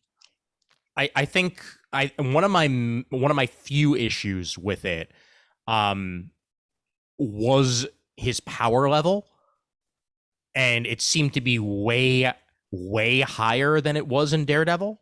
You know, like he's almost bulletproof in he's arrow proof. Exactly. In this version. And I mean, you could explain that away. You could say that, you know, underneath the Hawaiian shirt was, you know, Kevlar or what have you, as an extra layer, or perhaps he's been through, you know, gene manipulation therapy or something, or maybe he is just that buff now. But overall, I was just so thrilled to see D'Onofrio back, and to get firm confirmation that what we saw before is indeed canon in one way. Oh, I didn't know that. Have they announced that? Well, it has to be when you think about it. Because I would think it has to be. Yeah, you're not going to bring back two characters and then confuse people like that. Because they started out that way in Daredevil, mentioning things that happened in Avengers. Yes, I mean, it wasn't blatant, but mm-hmm. they tied it in. So I always called foul on it not being canon. And to me, it always was. Now, go ahead, Ian. I was just going to say, do you, and not to distract from what you're about to say, Chris, but was the Hawaiian shirt and the cane distracting, or did it feel right? Because I'm still kind of on the fence about that myself personally. I thought it was there, but you know. I love that it was there because I knew what they were bringing it from, which is that graphic novel. But I did think it was odd that he would have worn the Hawaiian shirt. I think, well, first and foremost, I loved it because I've said many times on this program that I think his performance is one of the greatest interpretations of any Marvel character in any of these movies or shows, period. Yes. And he continued to deliver. So in that first scene, when her mother goes to see him, I'm like, oh my God, is she going to walk out of this alive? Exactly. Yeah. And just when he walks in, it's very subtle, and he's towering over her, and he kind of looks at her just in a very almost dismissive or contemptuous way. It's very brief. And I'm like, oh my God, this guy is so goddamn frightening. And then he sits down and he has that voice. He talks about, the spirit of the holidays. I'm going to try to forget what you just said. And it's there. Like he so has down the menace of that character. Yeah. It's not, I don't even know if it's just a complaint is I wanted more. I wanted more of the Kingpin as the guy who is not actually fighting you, but is so powerful he can destroy you just by talking to you. Yes. And that's where I find the character most compelling. Yeah. So I would have liked just more of that because we saw that all the time in the Daredevil series because obviously he was in it a lot more. Sure. But having said that, the Kingpin has those moments where in the comics where because he's like all muscle, he can hold his own with, more powerful figures. And we saw that. That was a lot of fun. There's no way he's dead, of course. Of course. Oh yeah, no, I'd be disappointed if you don't bring somebody back for an episode and a half and then kill them off. Like, no. Yeah, but I want to see more because that performance is just the essence of that character. Well, and I forgot how well he played the absolute arrogance of the character. His absolute, I can control absolutely everything you do, no matter what you say or do. Yeah, absolutely. And also just how towering he is. I mean, Vincent D'Onofrio is a well-built man, like he is, but in stature and in personality, he towers over every single person that he's. And part of that's just great acting.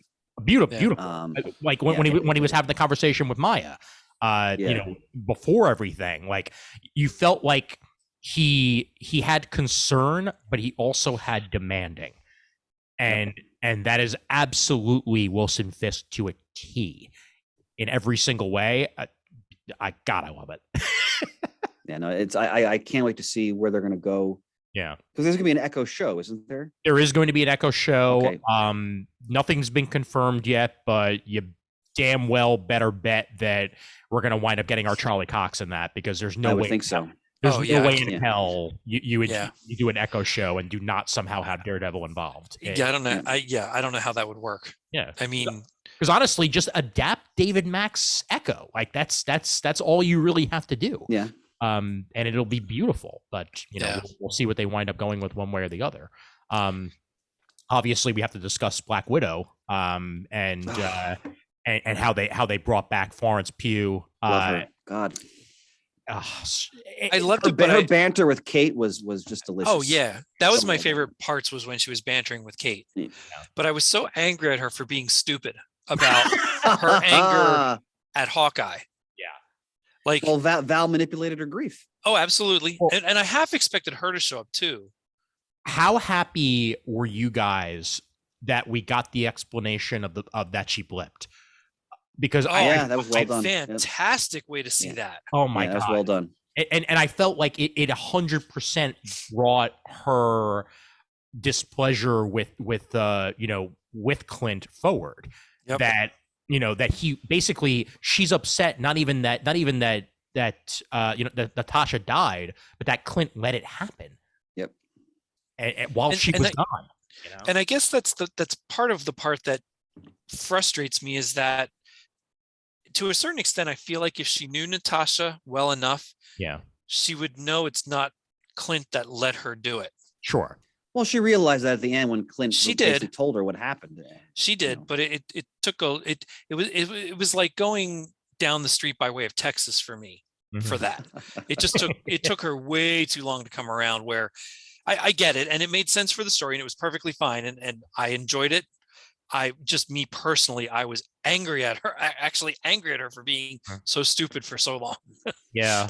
It was a little unbelievable that bit, that. Yeah. But at the same time, I think it worked for the sure. It worked, sure, but Yeah. I think she was just that upset, and we don't know 100% what was in that dossier. Right. That she could have been told more things than we were even told. Sure. To try and reinforce this. So absolutely.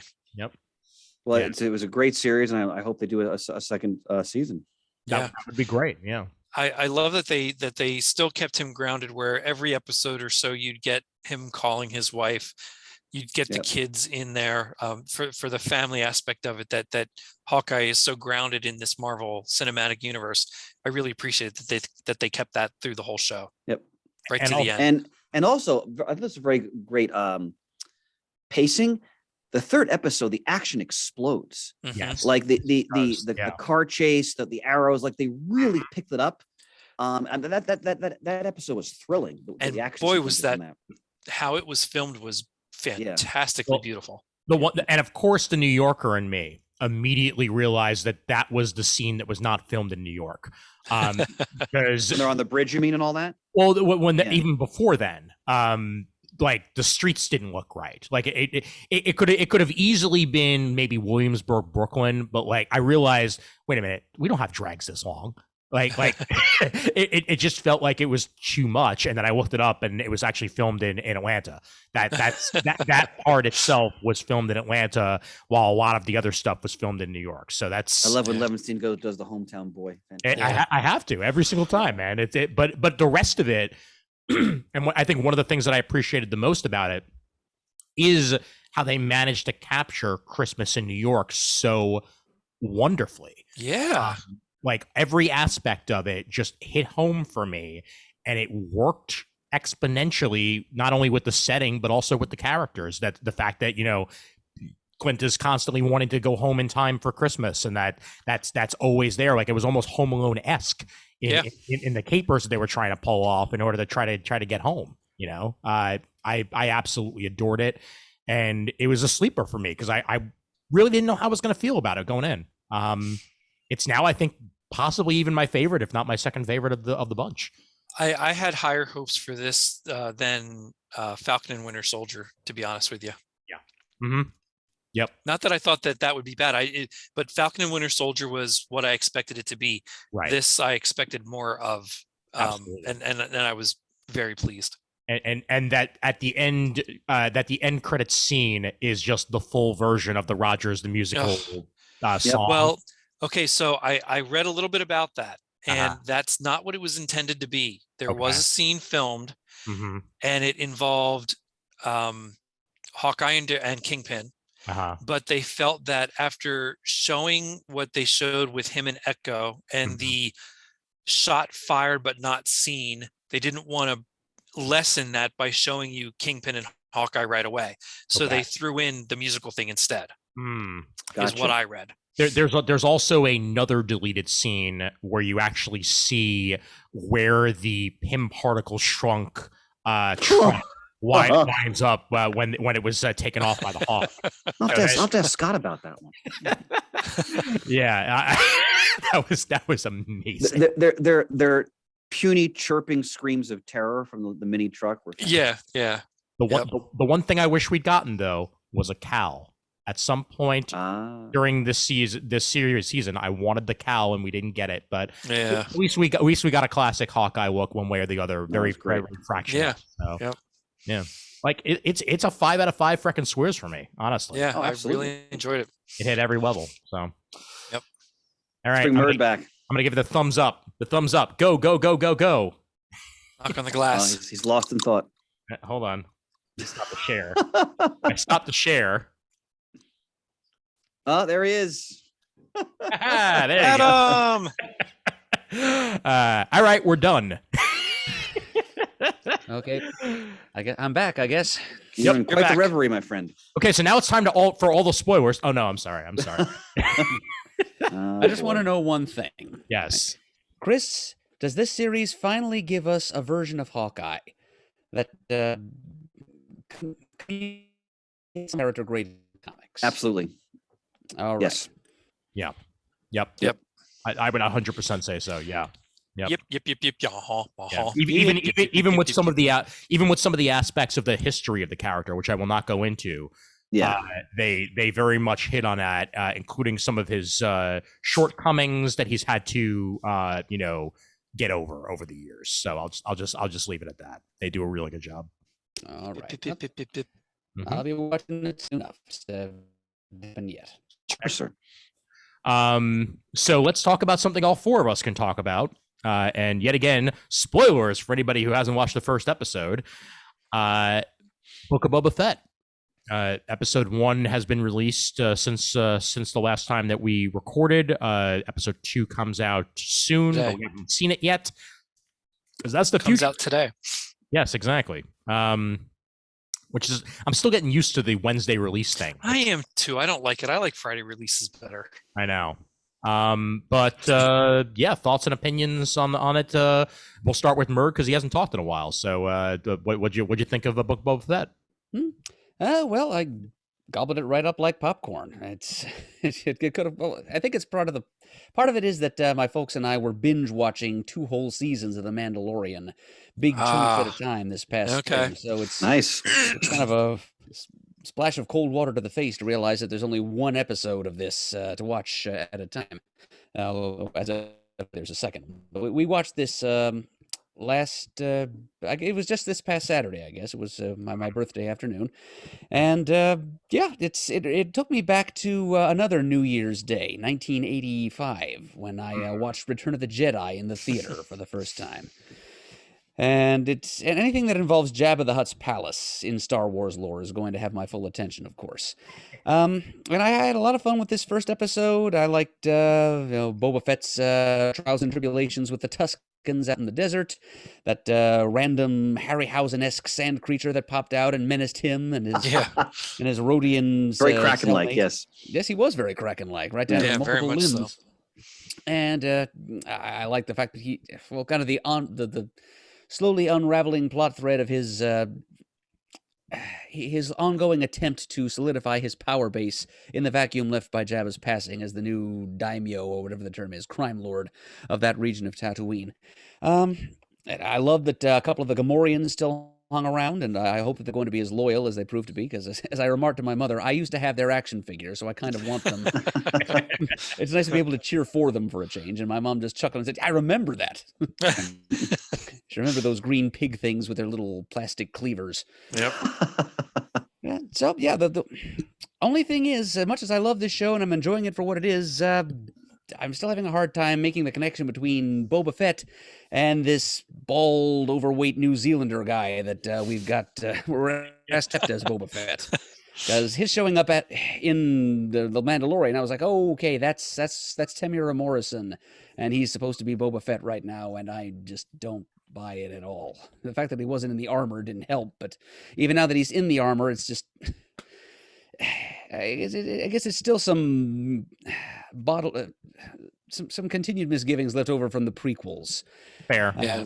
Well, we were presented with this Boba Fett who doesn't look very much like Jeremy Bulloch or sound very much Jason Wingreen or whoever the voiceover actor was that did the voice in the actual movies. The original trilogy, that is. So, yeah, the way he looks and also the way he's behaving here, he's almost too noble. It doesn't really line up with my understanding of Boba Fett as a character, but I guess my understanding of the character is going to need to expand a bit as this goes on. So, well, whoever the main character happens to be, like I said, this is happening on Tatooine, and it's Jabba adjacent, so it's going to be a good time for this Star Wars fan or what. See, to me, I won't disagree with you, Adam. I do think that he has changed due to the experiences he's had since dropping in the Sarlacc pit, become more noble as a result of that. I think before that, you would have had the same old bounty hunter Boba Fett that you knew. But I think his experiences since getting out of that pit is what has changed him into what he's going to be during this show. That does make a lot of sense, Shane. Like that incident out in the desert with the Tusken Raiders, I'm sure is a pretty large step in that direction. Yeah. I also think we're that definitely filling in holes here. I'll just say that we're definitely filling in holes in many ways. You know, not only just how he got out of the Sarlacc, which wind up absolutely perfectly with the way Patton Oswalt explained it on Parks and Recreation. So that made me super happy. It's almost beat by beat. Somebody put up I think it was on Twitter. Somebody took the audio from that and perfectly timed it out. It was beautiful, just how perfect it worked out. But anyway, continue, Chris.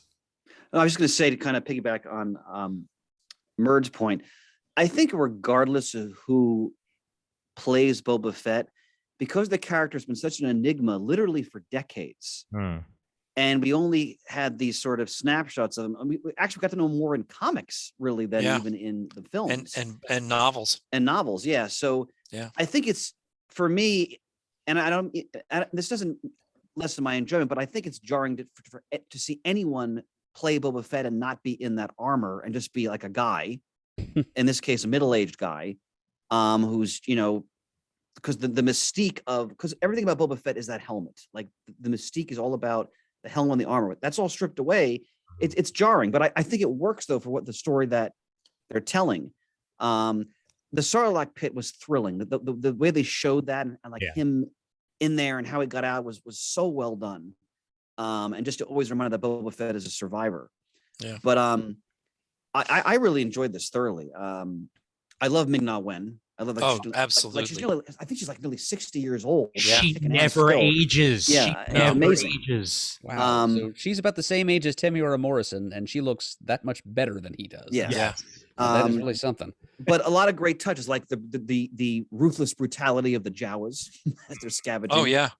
Which was great because they're not really cute. Like sometimes people, the Jawas are not really cute. No, they're not. They're ruthless. They're ruthless. That was great. I've had a crush on Jennifer Beals since Flashdance when I was a kid, so it was thrilling to see her as the no doubt conniving, sort of like underboss in that. Was that actually the cantina or like a cantina-like place? It was another cantina. It wasn't the cantina. Yeah. Okay. Yeah. This was Mos Espa as opposed to right. Not Mos Eisley. Yep. And just seeing Boba Fett trying to bring his own sort of code to being daimyo is Japanese. That's a term for the lords of samurai clans from the feudal period. So that was it. I'm really interested to see where they're going to go with this. And like Ian said, because this character is almost his entire backstory is a mystery. So they're now we've been waiting however long for them to start explaining everything that goes on with this character. And now I think we're going to get more of that. I'm very much along for the ride, and I'm really looking forward to it. And like Murder's Around the Money, the Harryhausen Kraken coming out of the dead was so. I thought watching Clash of the Titans, it was fantastic. Yep, that's exactly what I thought. Yeah, it was, and the Rhodian who gets destroyed, killed by it, and and I love the whole dynamic with the Tusken Raiders, who are essentially like the American Indians of Star Wars. Yep. The one thing that I worry about, Chris, and I this show has to prove me wrong. I really hope that we are not getting Wolverine syndrome here, because one of the things that always made Wolverine so compelling was how little we knew about Wolverine. Right. And then Origin happened, and we learned too much about Wolverine. Yeah, and also the character was oversaturated too. Exactly. Yeah.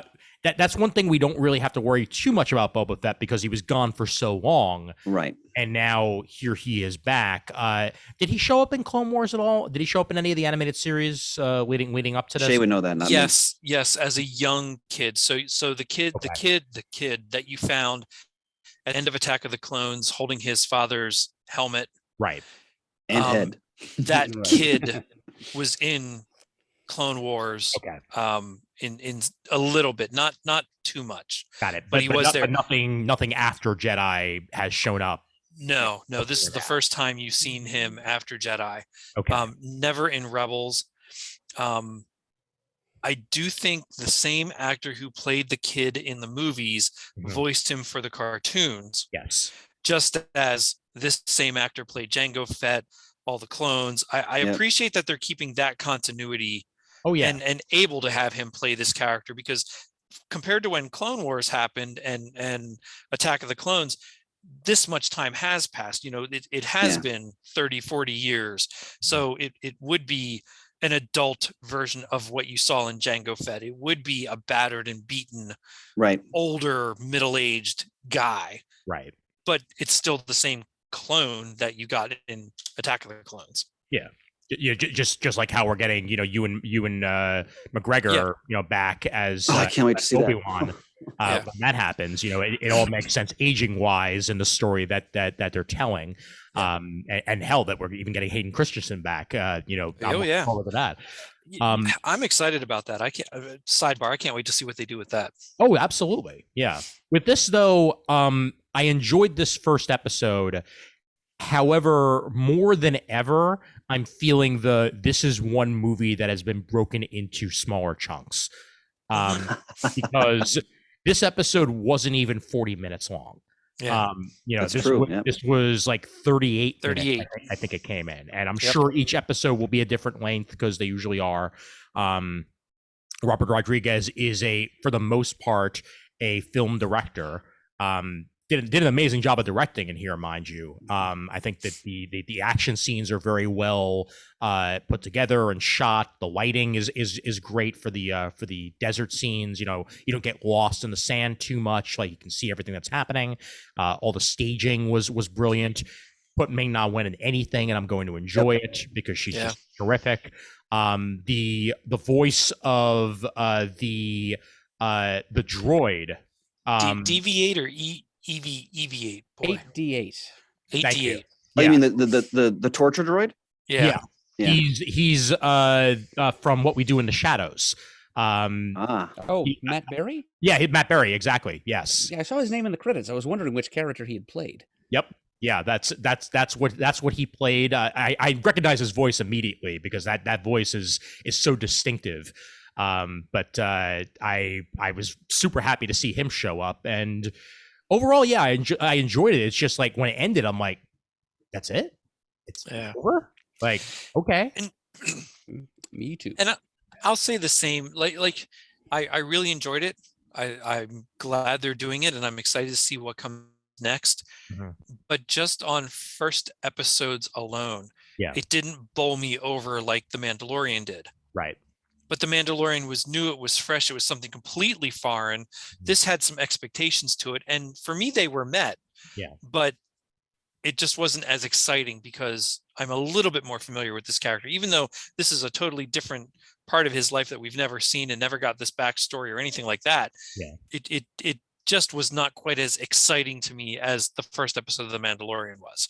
And when you're balancing flashbacks with quote unquote present day in 38 minutes, that can muddy the waters a little bit and make it seem like you're getting too much and too little at the same time of each story to really, put something together. But I'm sure once we get the full bit, it'll all work. It's just I want more. Let's just put it that way, which is good for a first episode when you think about it. So, Sure. Yep. So good stuff. Very, very good stuff.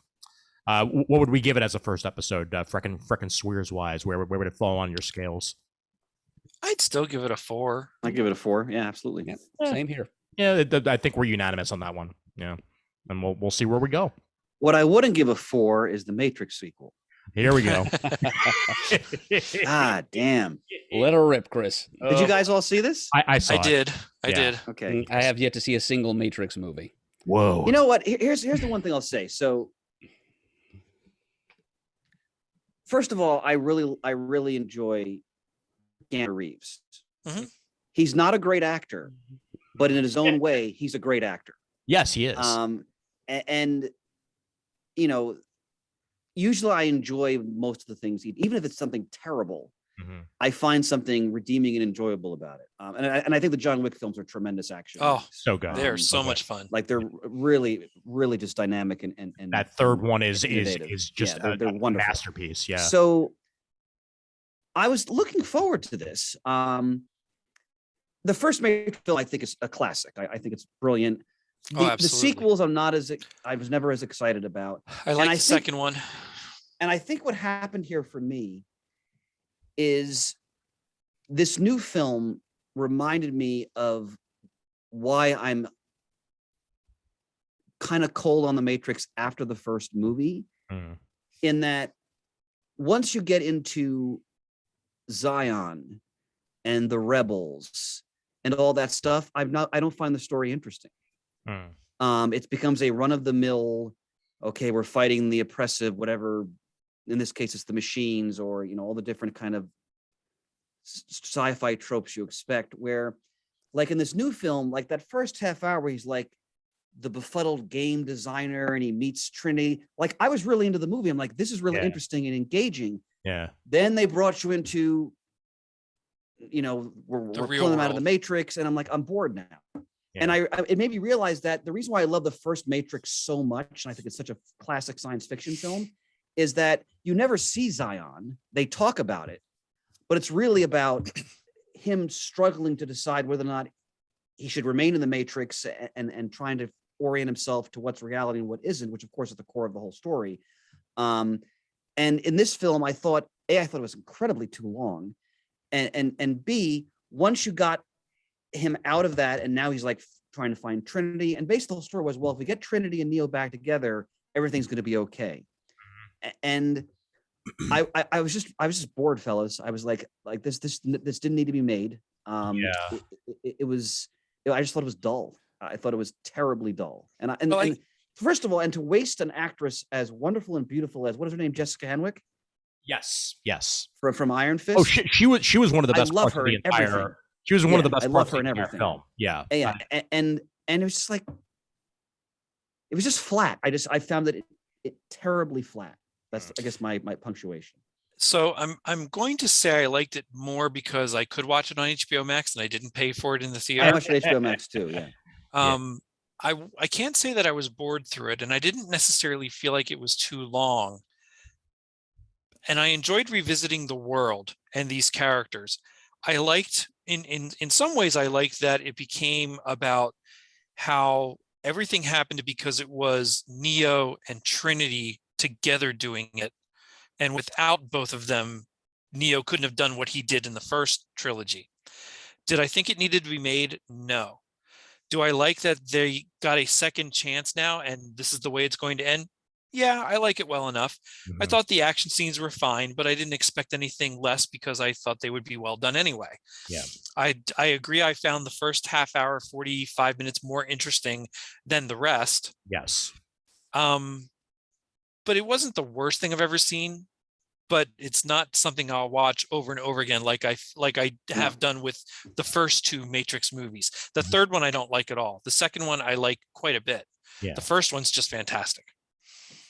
Well, I think that this movie stands as this is in some ways almost a semi autobiographical movie for Lana Wachowski. I think that she herself has gone through so much change since that first Matrix, and also Hollywood tried to pin both Wachowskis as, the Matrix people, like that's all they know how to do is the Matrix people. And they dealt with that for so long that I think that's why the first 45 minutes of this movie exists, is essentially, oh, hey, the Matrix happened and it's happening again, but let's talk about the Matrix and how much it affected us and making it and what now studio executives are trying to go in and make another one, literally meta, because studio executives wanted to make another Matrix and they didn't even want the Wachowskis involved. And then Lana was like, well, I'm not going to let you do that. This is my baby. Like, I'll go in and I'll direct this and I'll write it and I'll put together something. You're like, all right, fine. We're going to do it without you. But if you're willing to do it, then sure. And then this movie happened. Yeah. It's too much. It's too much. Weirder thing, it really was more like a video game movie than a Matrix movie. Yeah. Because you saw, well, here's the upgrades in characters and the upgrade in story and the upgrade in this. And I get that. It made sense for what they started out with, making Tim Anders the video game designer. Yeah. So in their story for this movie, it did sort of make sense. But yeah, that part of it I was quite bored at, and a little bit like, okay, well, this isn't very groundbreaking. Not that it should have been, but it should have been a little bit more interesting in that way. I agree entirely with what Chris said, that if the entire movie was the first 45 minutes. Oh, absolutely. I would have loved it. If we had stayed within this, Matrix 2.0, and then finally maybe at the last scene broken out and been like, let's go to work. Like, that would have worked perfectly for me, and I wouldn't have even need to have seen how they went to work. Like, that would have been it. But she wanted to have her cake and eat it too. She wanted, to fix the sequels while at the same time making a sequel to the sequels. Yeah. And it's incredibly hard to do. We've seen what fourth movies can look like. Yeah. Indiana Jones, I'm looking in your direction. Superman 4 is another perfect example of complete flops. But then there's other fourth movies that do excellent jobs of being fourth movies, whether it's complete reboots or whether it's soft reboots. The fact that X-Men's fourth movie worked as well as it did Sure did. Revive the franchise. But overall, it's decent, but it's way too long, and it's two movies when all I wanted was one. Well put, sir. That's the best way I could put it. Yeah. Yeah. Jonathan Groff is amazing in it, though. And I love Jonathan Groff in anything. So him and Yahya Abdul-Mateen as well. Terrific as the new Morpheus. I think. Yeah, he was very good. Yeah. Really good. I guess if I had to think anything was long, it was when they spent the time in Ion. Yes. Lamenting about everything that was going on. I mean, it was nice to see what came next after the third Matrix movie for the real world, but that part was a little bit long. Yes, it was. and basically, having to have it be 60 years later to explain how they got all of this done, when these actors have not aged 60 years. So, having to put Jada Pinkett Smith in 500 layers of makeup to make her look like she's aged years. Did we really? But we did. And hey, at least I got most of the actors from Sense8 on screen in one way or the other as well, because Lana brought back almost every single character from Sense8 as a character in this movie. So that was pretty cool to see. So could have been better, but Yeah, I think it's worth a watch if you have HBO Max. Watch. Oh, sure, yeah, watch it, and I mean, you may very well enjoy it more than I did. I mean, I know I've heard reviews one way or the other. I've heard people that completely hated it, and I've heard people that completely loved it, and then I've heard people kind of where all three of us are, where it's like good parts, bad parts, not great. And I can see myself watching the parts I like over and over and skipping the middle. Yeah. A lot of what I do with Attack of the Clones, I watch the parts I like in it, and I skip over the stuff that I don't. If you want to see an excellent Neil Patrick Harris movie, see 8-Bit Christmas. Oh, I have to watch that so badly. 8-Bit Christmas is a Christmas story for a new generation. Yep, it sure looks like it. It is so good. The narration throughout by NPH, and then setting it in where they do in the 80s as him as a young boy is trying to get his first Nintendo Entertainment System. It is excellent. When did this movie come out? Very recently. Just before Christmas. Yeah, right before Christmas. It's on HBO Max. It was great. Direct to HBO Max, actually. So yeah, really, really, really good stuff. All right, good tip, brother. All right, let's talk some comics, and then we can wrap this sucker up. All right. Chris, you wanna go through your floppies real quick? Yeah, just a few. So, one other trade I forgot to mention that I bought. So Garth Ennis's Red Team, art by Craig Cermak, which is tremendous. So I read this years ago when it came out in floppies. It's from Dynamite, and it's Ennis's take on police officers who are so they've been pushed to the edge by their inability to put certain criminals away, so they decide to take the law in their own hands. So that's sort of that classic plot device, but it's Ennis doing it. And I hadn't read the story in years, and when I was at Half Price Books, they had this trade, so I grabbed I haven't read this in a long time. And boy, does it hold up. If you're a fan of the classic Michael Chiklis police drama, The Shield, Oh, wow. From the 2000s, which I think is one of the great TV shows of that era. Yep. You need to read this book because it's the same type of atmosphere and just tone. And it's an elite anti-narcotics squad who decide to go after the criminals. They just the system won't allow them to put away. And then of course it's the consequences of what they do. And it's Garth Ennis writing a story like that. That's really all you need to know. I mean, it's a fantastic police drama written by Garth Ennis. Nice. So it's superb. And he really goes into the psychology of the four officers and their relationships and what they're doing and how it affects them. It's so well done. On the Ennis scale, how Ennis-y is it? Like, is it like, it's not like ultraviolet over the top violence like in some of his other stories, because that wouldn't work in this type of story. Sure. Yeah. He's serving the story. Like there's some very violent moments, but they're in service to what's going on in the story. You're not going to have boys level type gratuity here because it's just not that type of story. Good to hear. And I love The Boys too, but it's a different type of book. This is a very street level, gritty police drama. Nice. Really well done. Okay, so I took one for the team. Ha So Venom. now I have to be honest, I haven't read a Venom comic in decades. And I thought, okay, it's Al Ewing is co-writing this and Brian Hitch is doing the art. So what the hell, I'll give it a try. And it's a really good book, but I still don't care about Venom. So well, that clearly that's going to be on the trade back cover right there, you know. So look, to be fair, I don't know anything about the character's history for quite a few years. So there's like some, like Eddie now has like control of like symbiotes everywhere, and there's like this Null character who was like, there has been a lot going on. There have been a few big crossovers built around Venom and his symbiote race. To be fair, I'm jumping in now when all this has occurred. I don't know anything about it. So really well produced comic because you've got great creators on it, but it's my own thing. I've never found Venom to be an interesting character. Even when I was a kid, when he first appeared in the 80s, I was like, can I have more Hobgoblin, please? Like, I just never found this character very interesting. I think Flash Thompson Venom is still my favorite Venom. I'm gonna go on record and say that. Like, I but think he's not Venom now, right? No, he's not.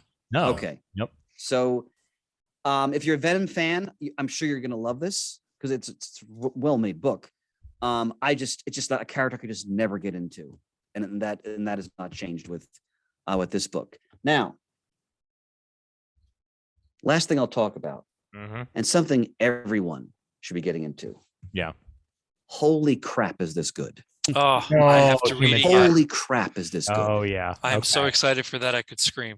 So I've read issues 1 and 2, both which came out last year. Like every time I think Tom King can't just do it again and do it with a different character and with a totally different tone, he does. And I mean, I've always been interested in the Human Target. I love the Peter Milligan series from, I think it was the 2000s that came out, which was excellent. I've read bits and pieces of the other versions of the character over the years. This is, first of all, when we do our awards, my penciler of the year is Greg Smallwood. I don't give a crap if he's only done 2 issues of this book so far from 2021. It doesn't matter because that's how good the art is in this book. Wow. And the fact that he creates this, almost like this, like early 1960s, like atmosphere to the art and just the way they're dressed. And even though it's taking place now, and there's almost like a Darwin Cook feel to the art a little bit. Definitely.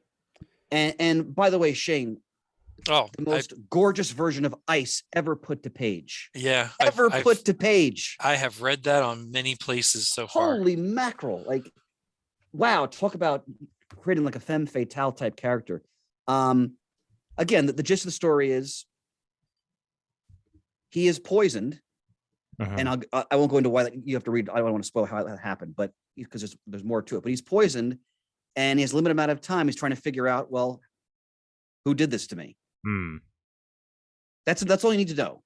And look at that panel. Yeah. Yeah. That is the most beautiful rendering of that character I've ever seen. Yeah. In any book. Like, could be, you know why? Because that's a real person. That And is a real person. I Like, love look how at they did the backgrounds too as Yeah. comparison, because the backgrounds are there, but they're almost like stenciled in.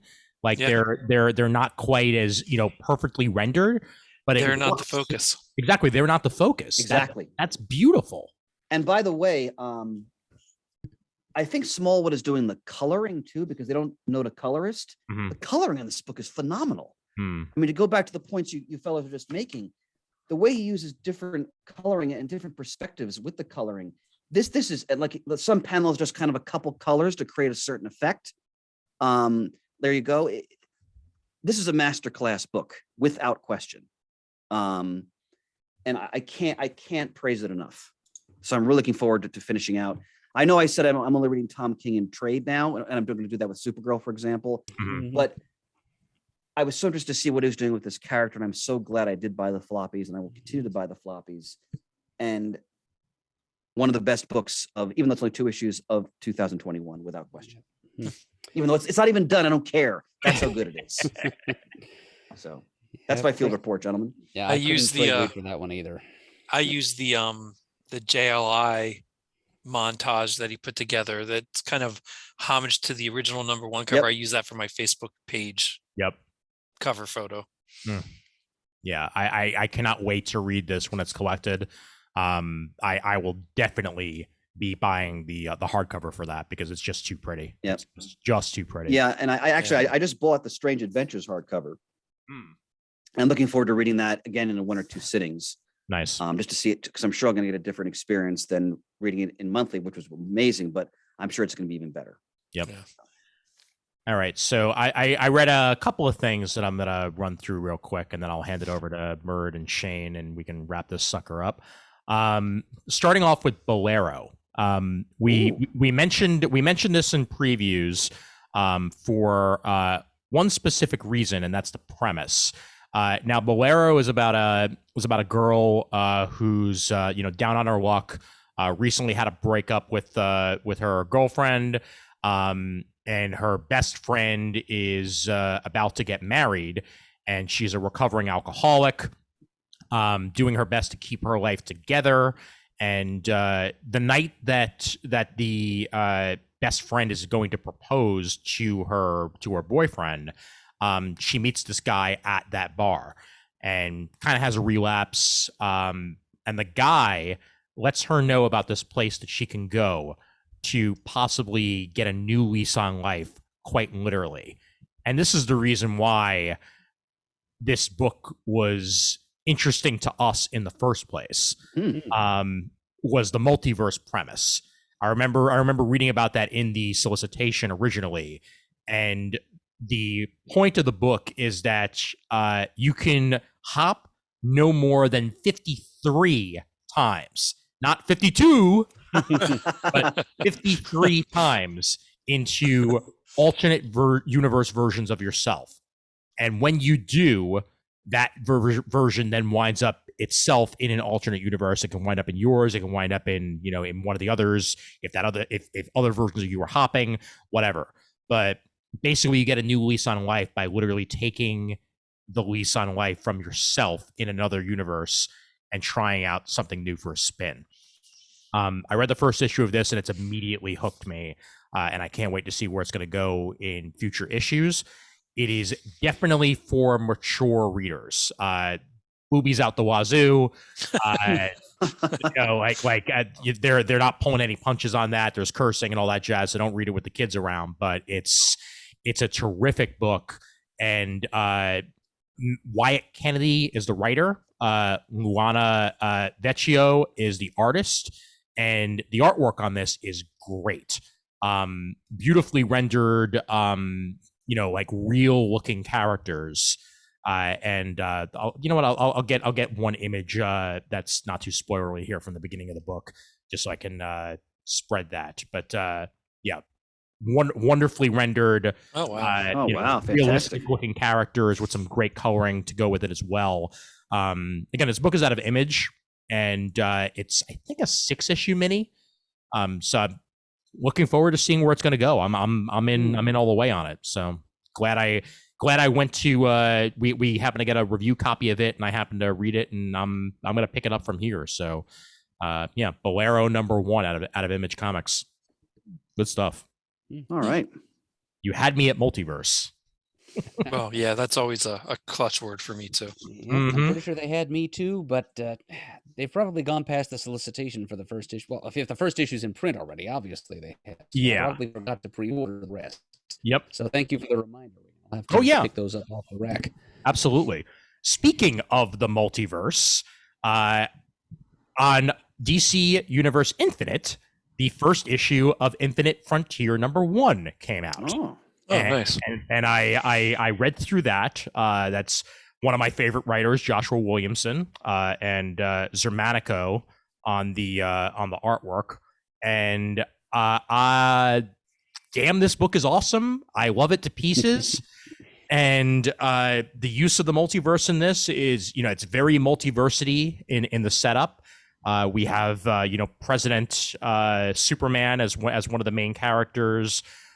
You've got Barry Allen involved, Alan Scott, and as well as Jade and Obsidian, Arsenal, or whatever you want to call him. Roy Harper is gonna play a part in this as well. And in the first issue, we're left with kind of a cliffhanger as to what is exactly happening with Jade, and how this is going to affect the multiverse moving forward.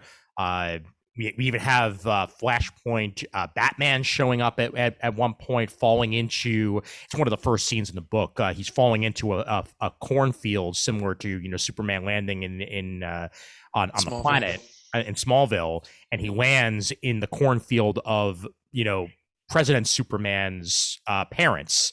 And they're like, all right, I guess we're gonna have to call the boy and let him know something happened, and it goes from there. But super well done book. Cannot wait to read more. I enjoyed that book thoroughly. Yep. And then I finally started reading this Wally West run on the Flash. The Flash number 768 is where it all begins. It's Quantum Leap with Flash, basically. Yep. Sure is. Done in all the right ways. Jeremy Adams on the writing, and Marco Santucci on the pencils, along with Brandon Peterson and Darko LaFuente. It's a pretty book. It really is. Everybody has their own distinct look and personality. Even though there's all these different people running around in Flash costumes, like everybody feels different enough.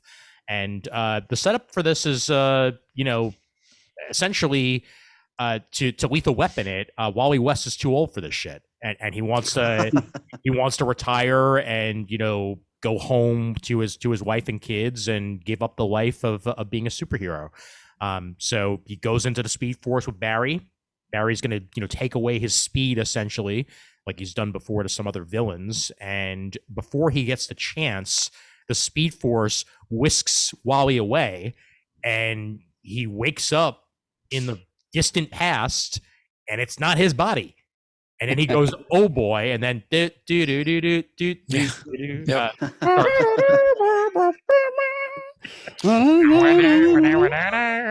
starts playing from there, and then enough said. It has me.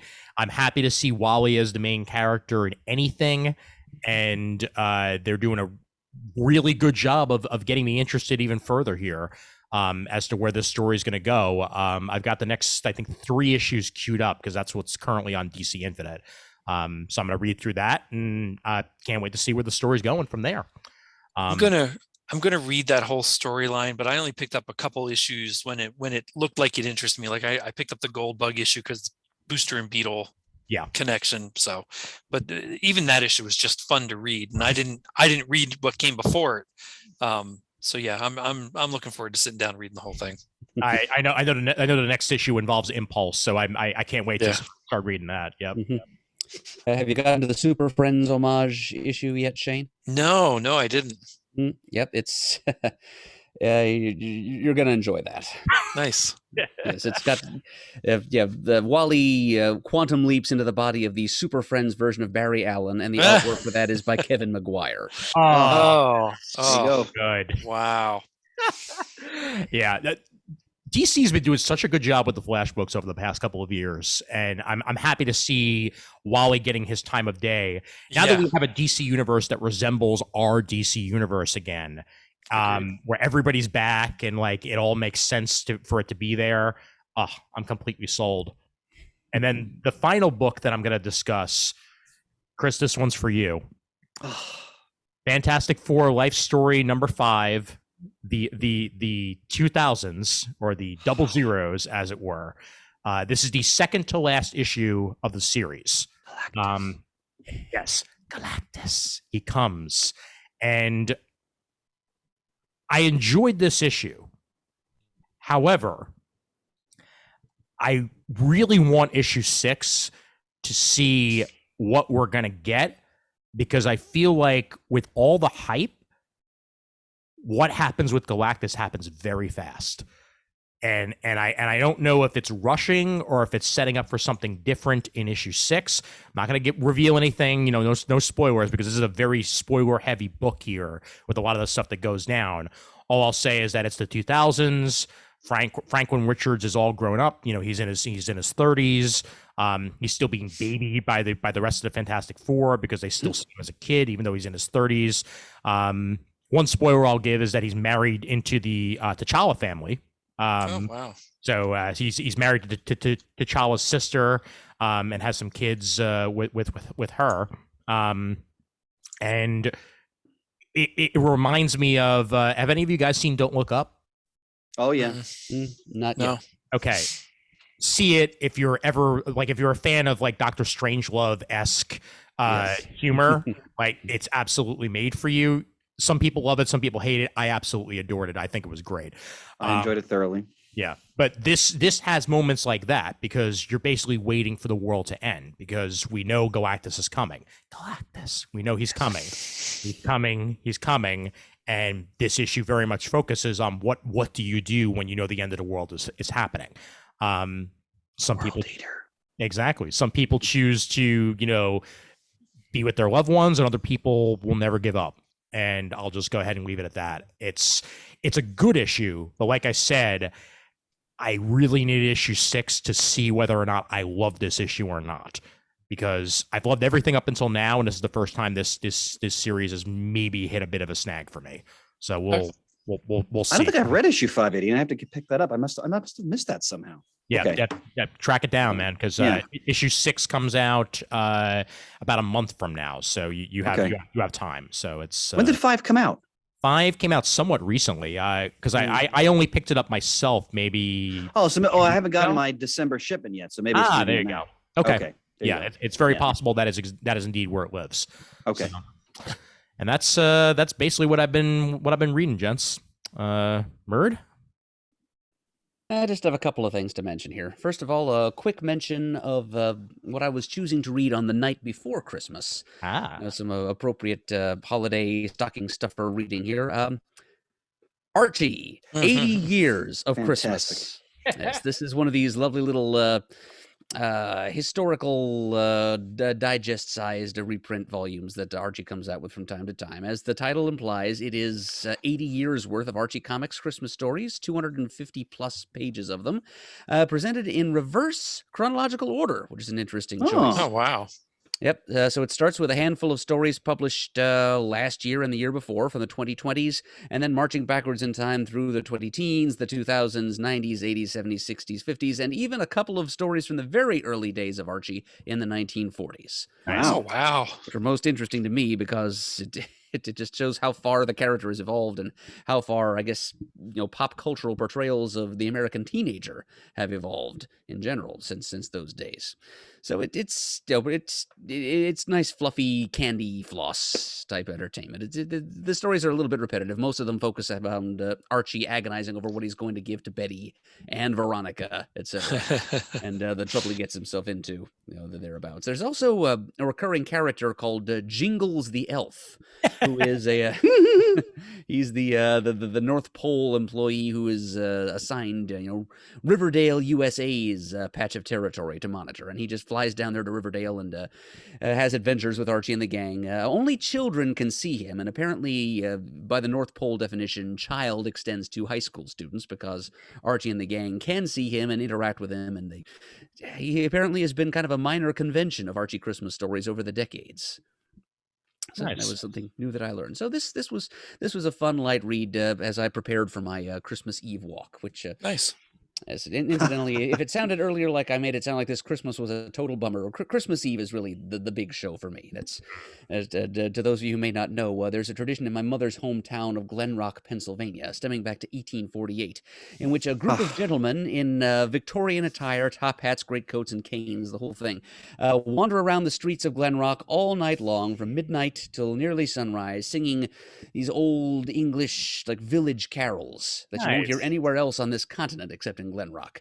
3-part harmony, all male singers, just all night long, walking around singing at the top of our lungs, and being invited in occasionally for hospitality. Tremendous. Wassail beverages and food and such. But during the build up to that, my folks and we usually rent a room in the Glen Rock Mill Inn in the middle of town, and we just kind of sit there and watch some TV and chill. And I had some Archie Christmas comics to keep me company during that waiting period. So Nice. that was Nice. That was some good visions of sugar plums to dance in my head. Sure. Yeah. And we did have great weather for our Christmas sing and walk, so that's one definite plus. Yeah. To this year's Christmas celebration. Yep. And as far as other things I read, I really only have one other thing. And since I'm still mired in 2006, whenever we do one of these comic talk episodes, I do try to find something somewhat recent and relevant to spotlight when we have our little discussions here. So I reached into one of my recent DCBS shipment boxes and pulled out this little gem. Catwoman Lonely City #1. I can't even fit it all in front of the camera because it's in this oversized 8.5 by 11 format. Oh wow. Yep, it's by Cliff Chang, written and drawn. Cover. He even did the colors. How do you like that? Boy. Yes, and the regular cover, not the variant. It's this lovely image of and Ian's of course got a better image on screen already before I even finish my sentence. So in the background, in the silhouette there, you can see Chang's great cover. Like a collage of different Catwoman costumes from past decades. And in the foreground there, casting this shadow in which these costumes are shown, you see a sadder, older, and wiser Selina, in street clothes, swinging over the Gotham rooftops. Oh wow. The premise here is that this story is set some decades into the future. We are presented with a 55-year-old Selina Kyle who has just done a dime in Blackgate Penitentiary, 10 years after a tragic event that has become known in Gotham as Fool's Night, in which Batman, the Joker, Dick Grayson, and Commissioner Gordon, among presumably quite a few others, lose their lives. And some of that is pinned on Catwoman, and she's sent away for 10 years until suddenly she's unexpectedly paroled, and she comes back to a Gotham City that has spent the last 10 years being developed into kind of a crypto-fascist utopian city-state by Mayor Harvey Dent. Oh, boy. And on top of that, a hurricane came through and destroyed big chunks of territory, including the Gotham Heights neighborhood where Selina had most recently resided. Fun. So she's got to pick up the pieces of her life here. She's got to get back on her feet, figure out what she's going to do. She's thinking, maybe I'll get back into, the cat burglary thing, pull some jobs. But, she's 55 now. Her back is spasming. Her knees are going out. So instead, she decides to tie up some loose threads from Fool's Night 10 years ago and follow up a lead that was whispered to her in the dying words of Batman himself. And as she starts to investigate, she begins to become conscious. Well, she hasn't quite picked up on it by the end of issue 1. This is issue 1 of a 3-issue miniseries. Picks up on the fact that her parole was no accident. It was actually Mayor Dent, who pulled some strings and arranged for her to be released so that he could then, frame her for something here and throw her back into the pen just in time for his re-election bid. Running against other than Barbara Gordon, who appears here in a wheelchair. And it's a sadder but wiser version of Babs as well, who has come to realize, or come to believe at least, that all the time spent running around in costumes punching each other between the heroes and villains of Gotham was kind of a mistake. And so there's a bunch of familiar faces that make cameos here. The Penguin is in here. Killer Croc makes a lovely cameo.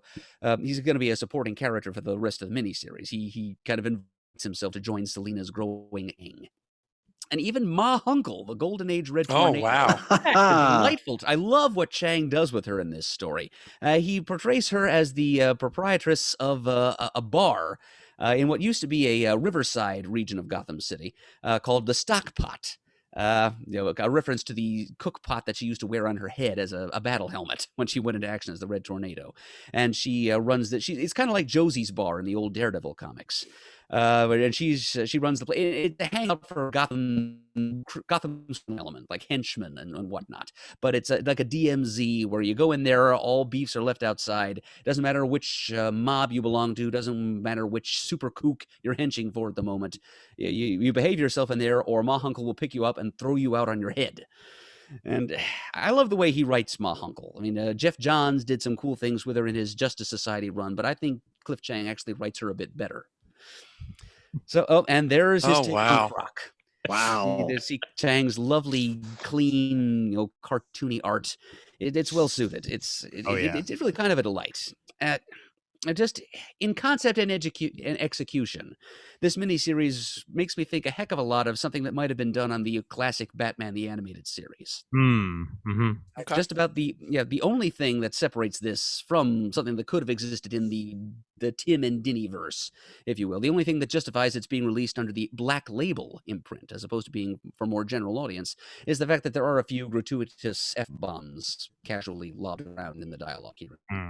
They didn't really get very graphic in any other respect. There's no boobs out the wazoo, as there was in Bolero. This. So far, at least, I've only read the first issue. Issue number 2 has reached shelves since then. I haven't read it yet. But so far, it's just an enjoyable, fun setup for just kind of a dystopian old lady Selina type story, as opposed to old man Logan. It's just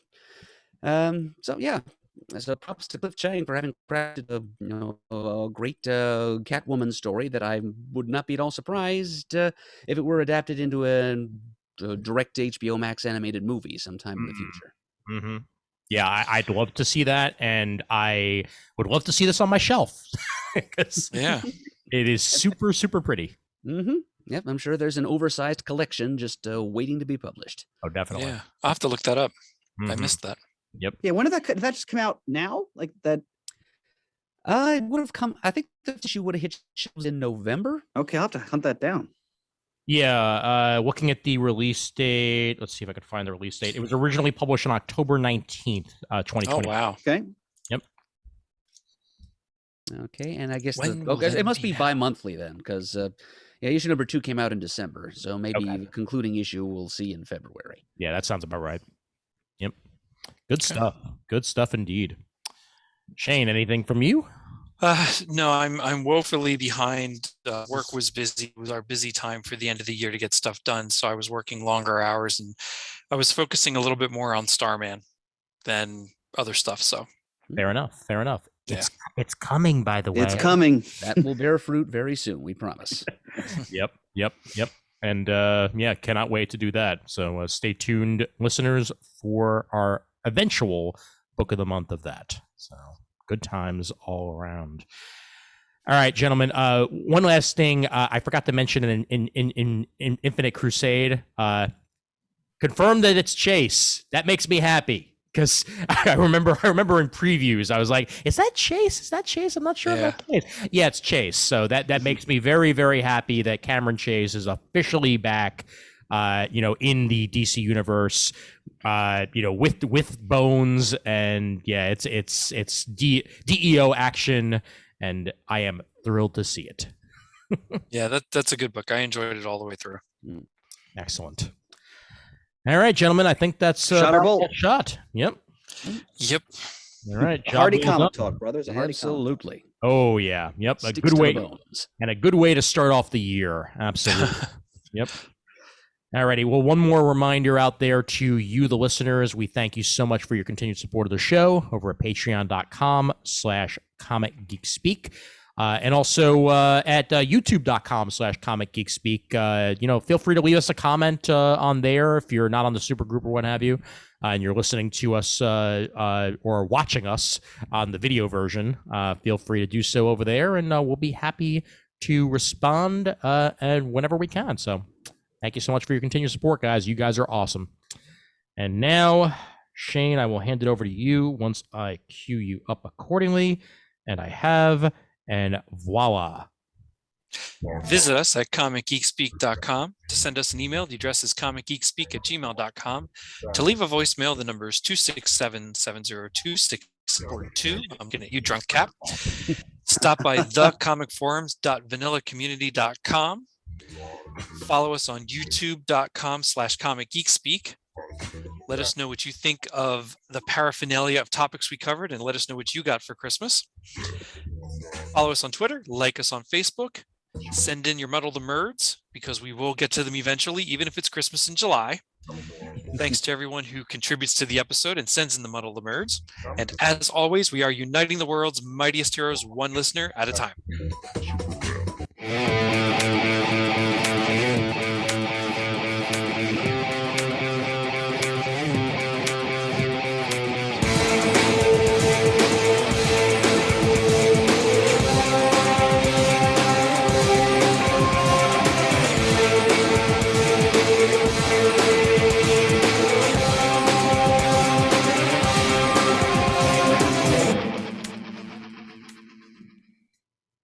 It was comic talk out the wazoo, too.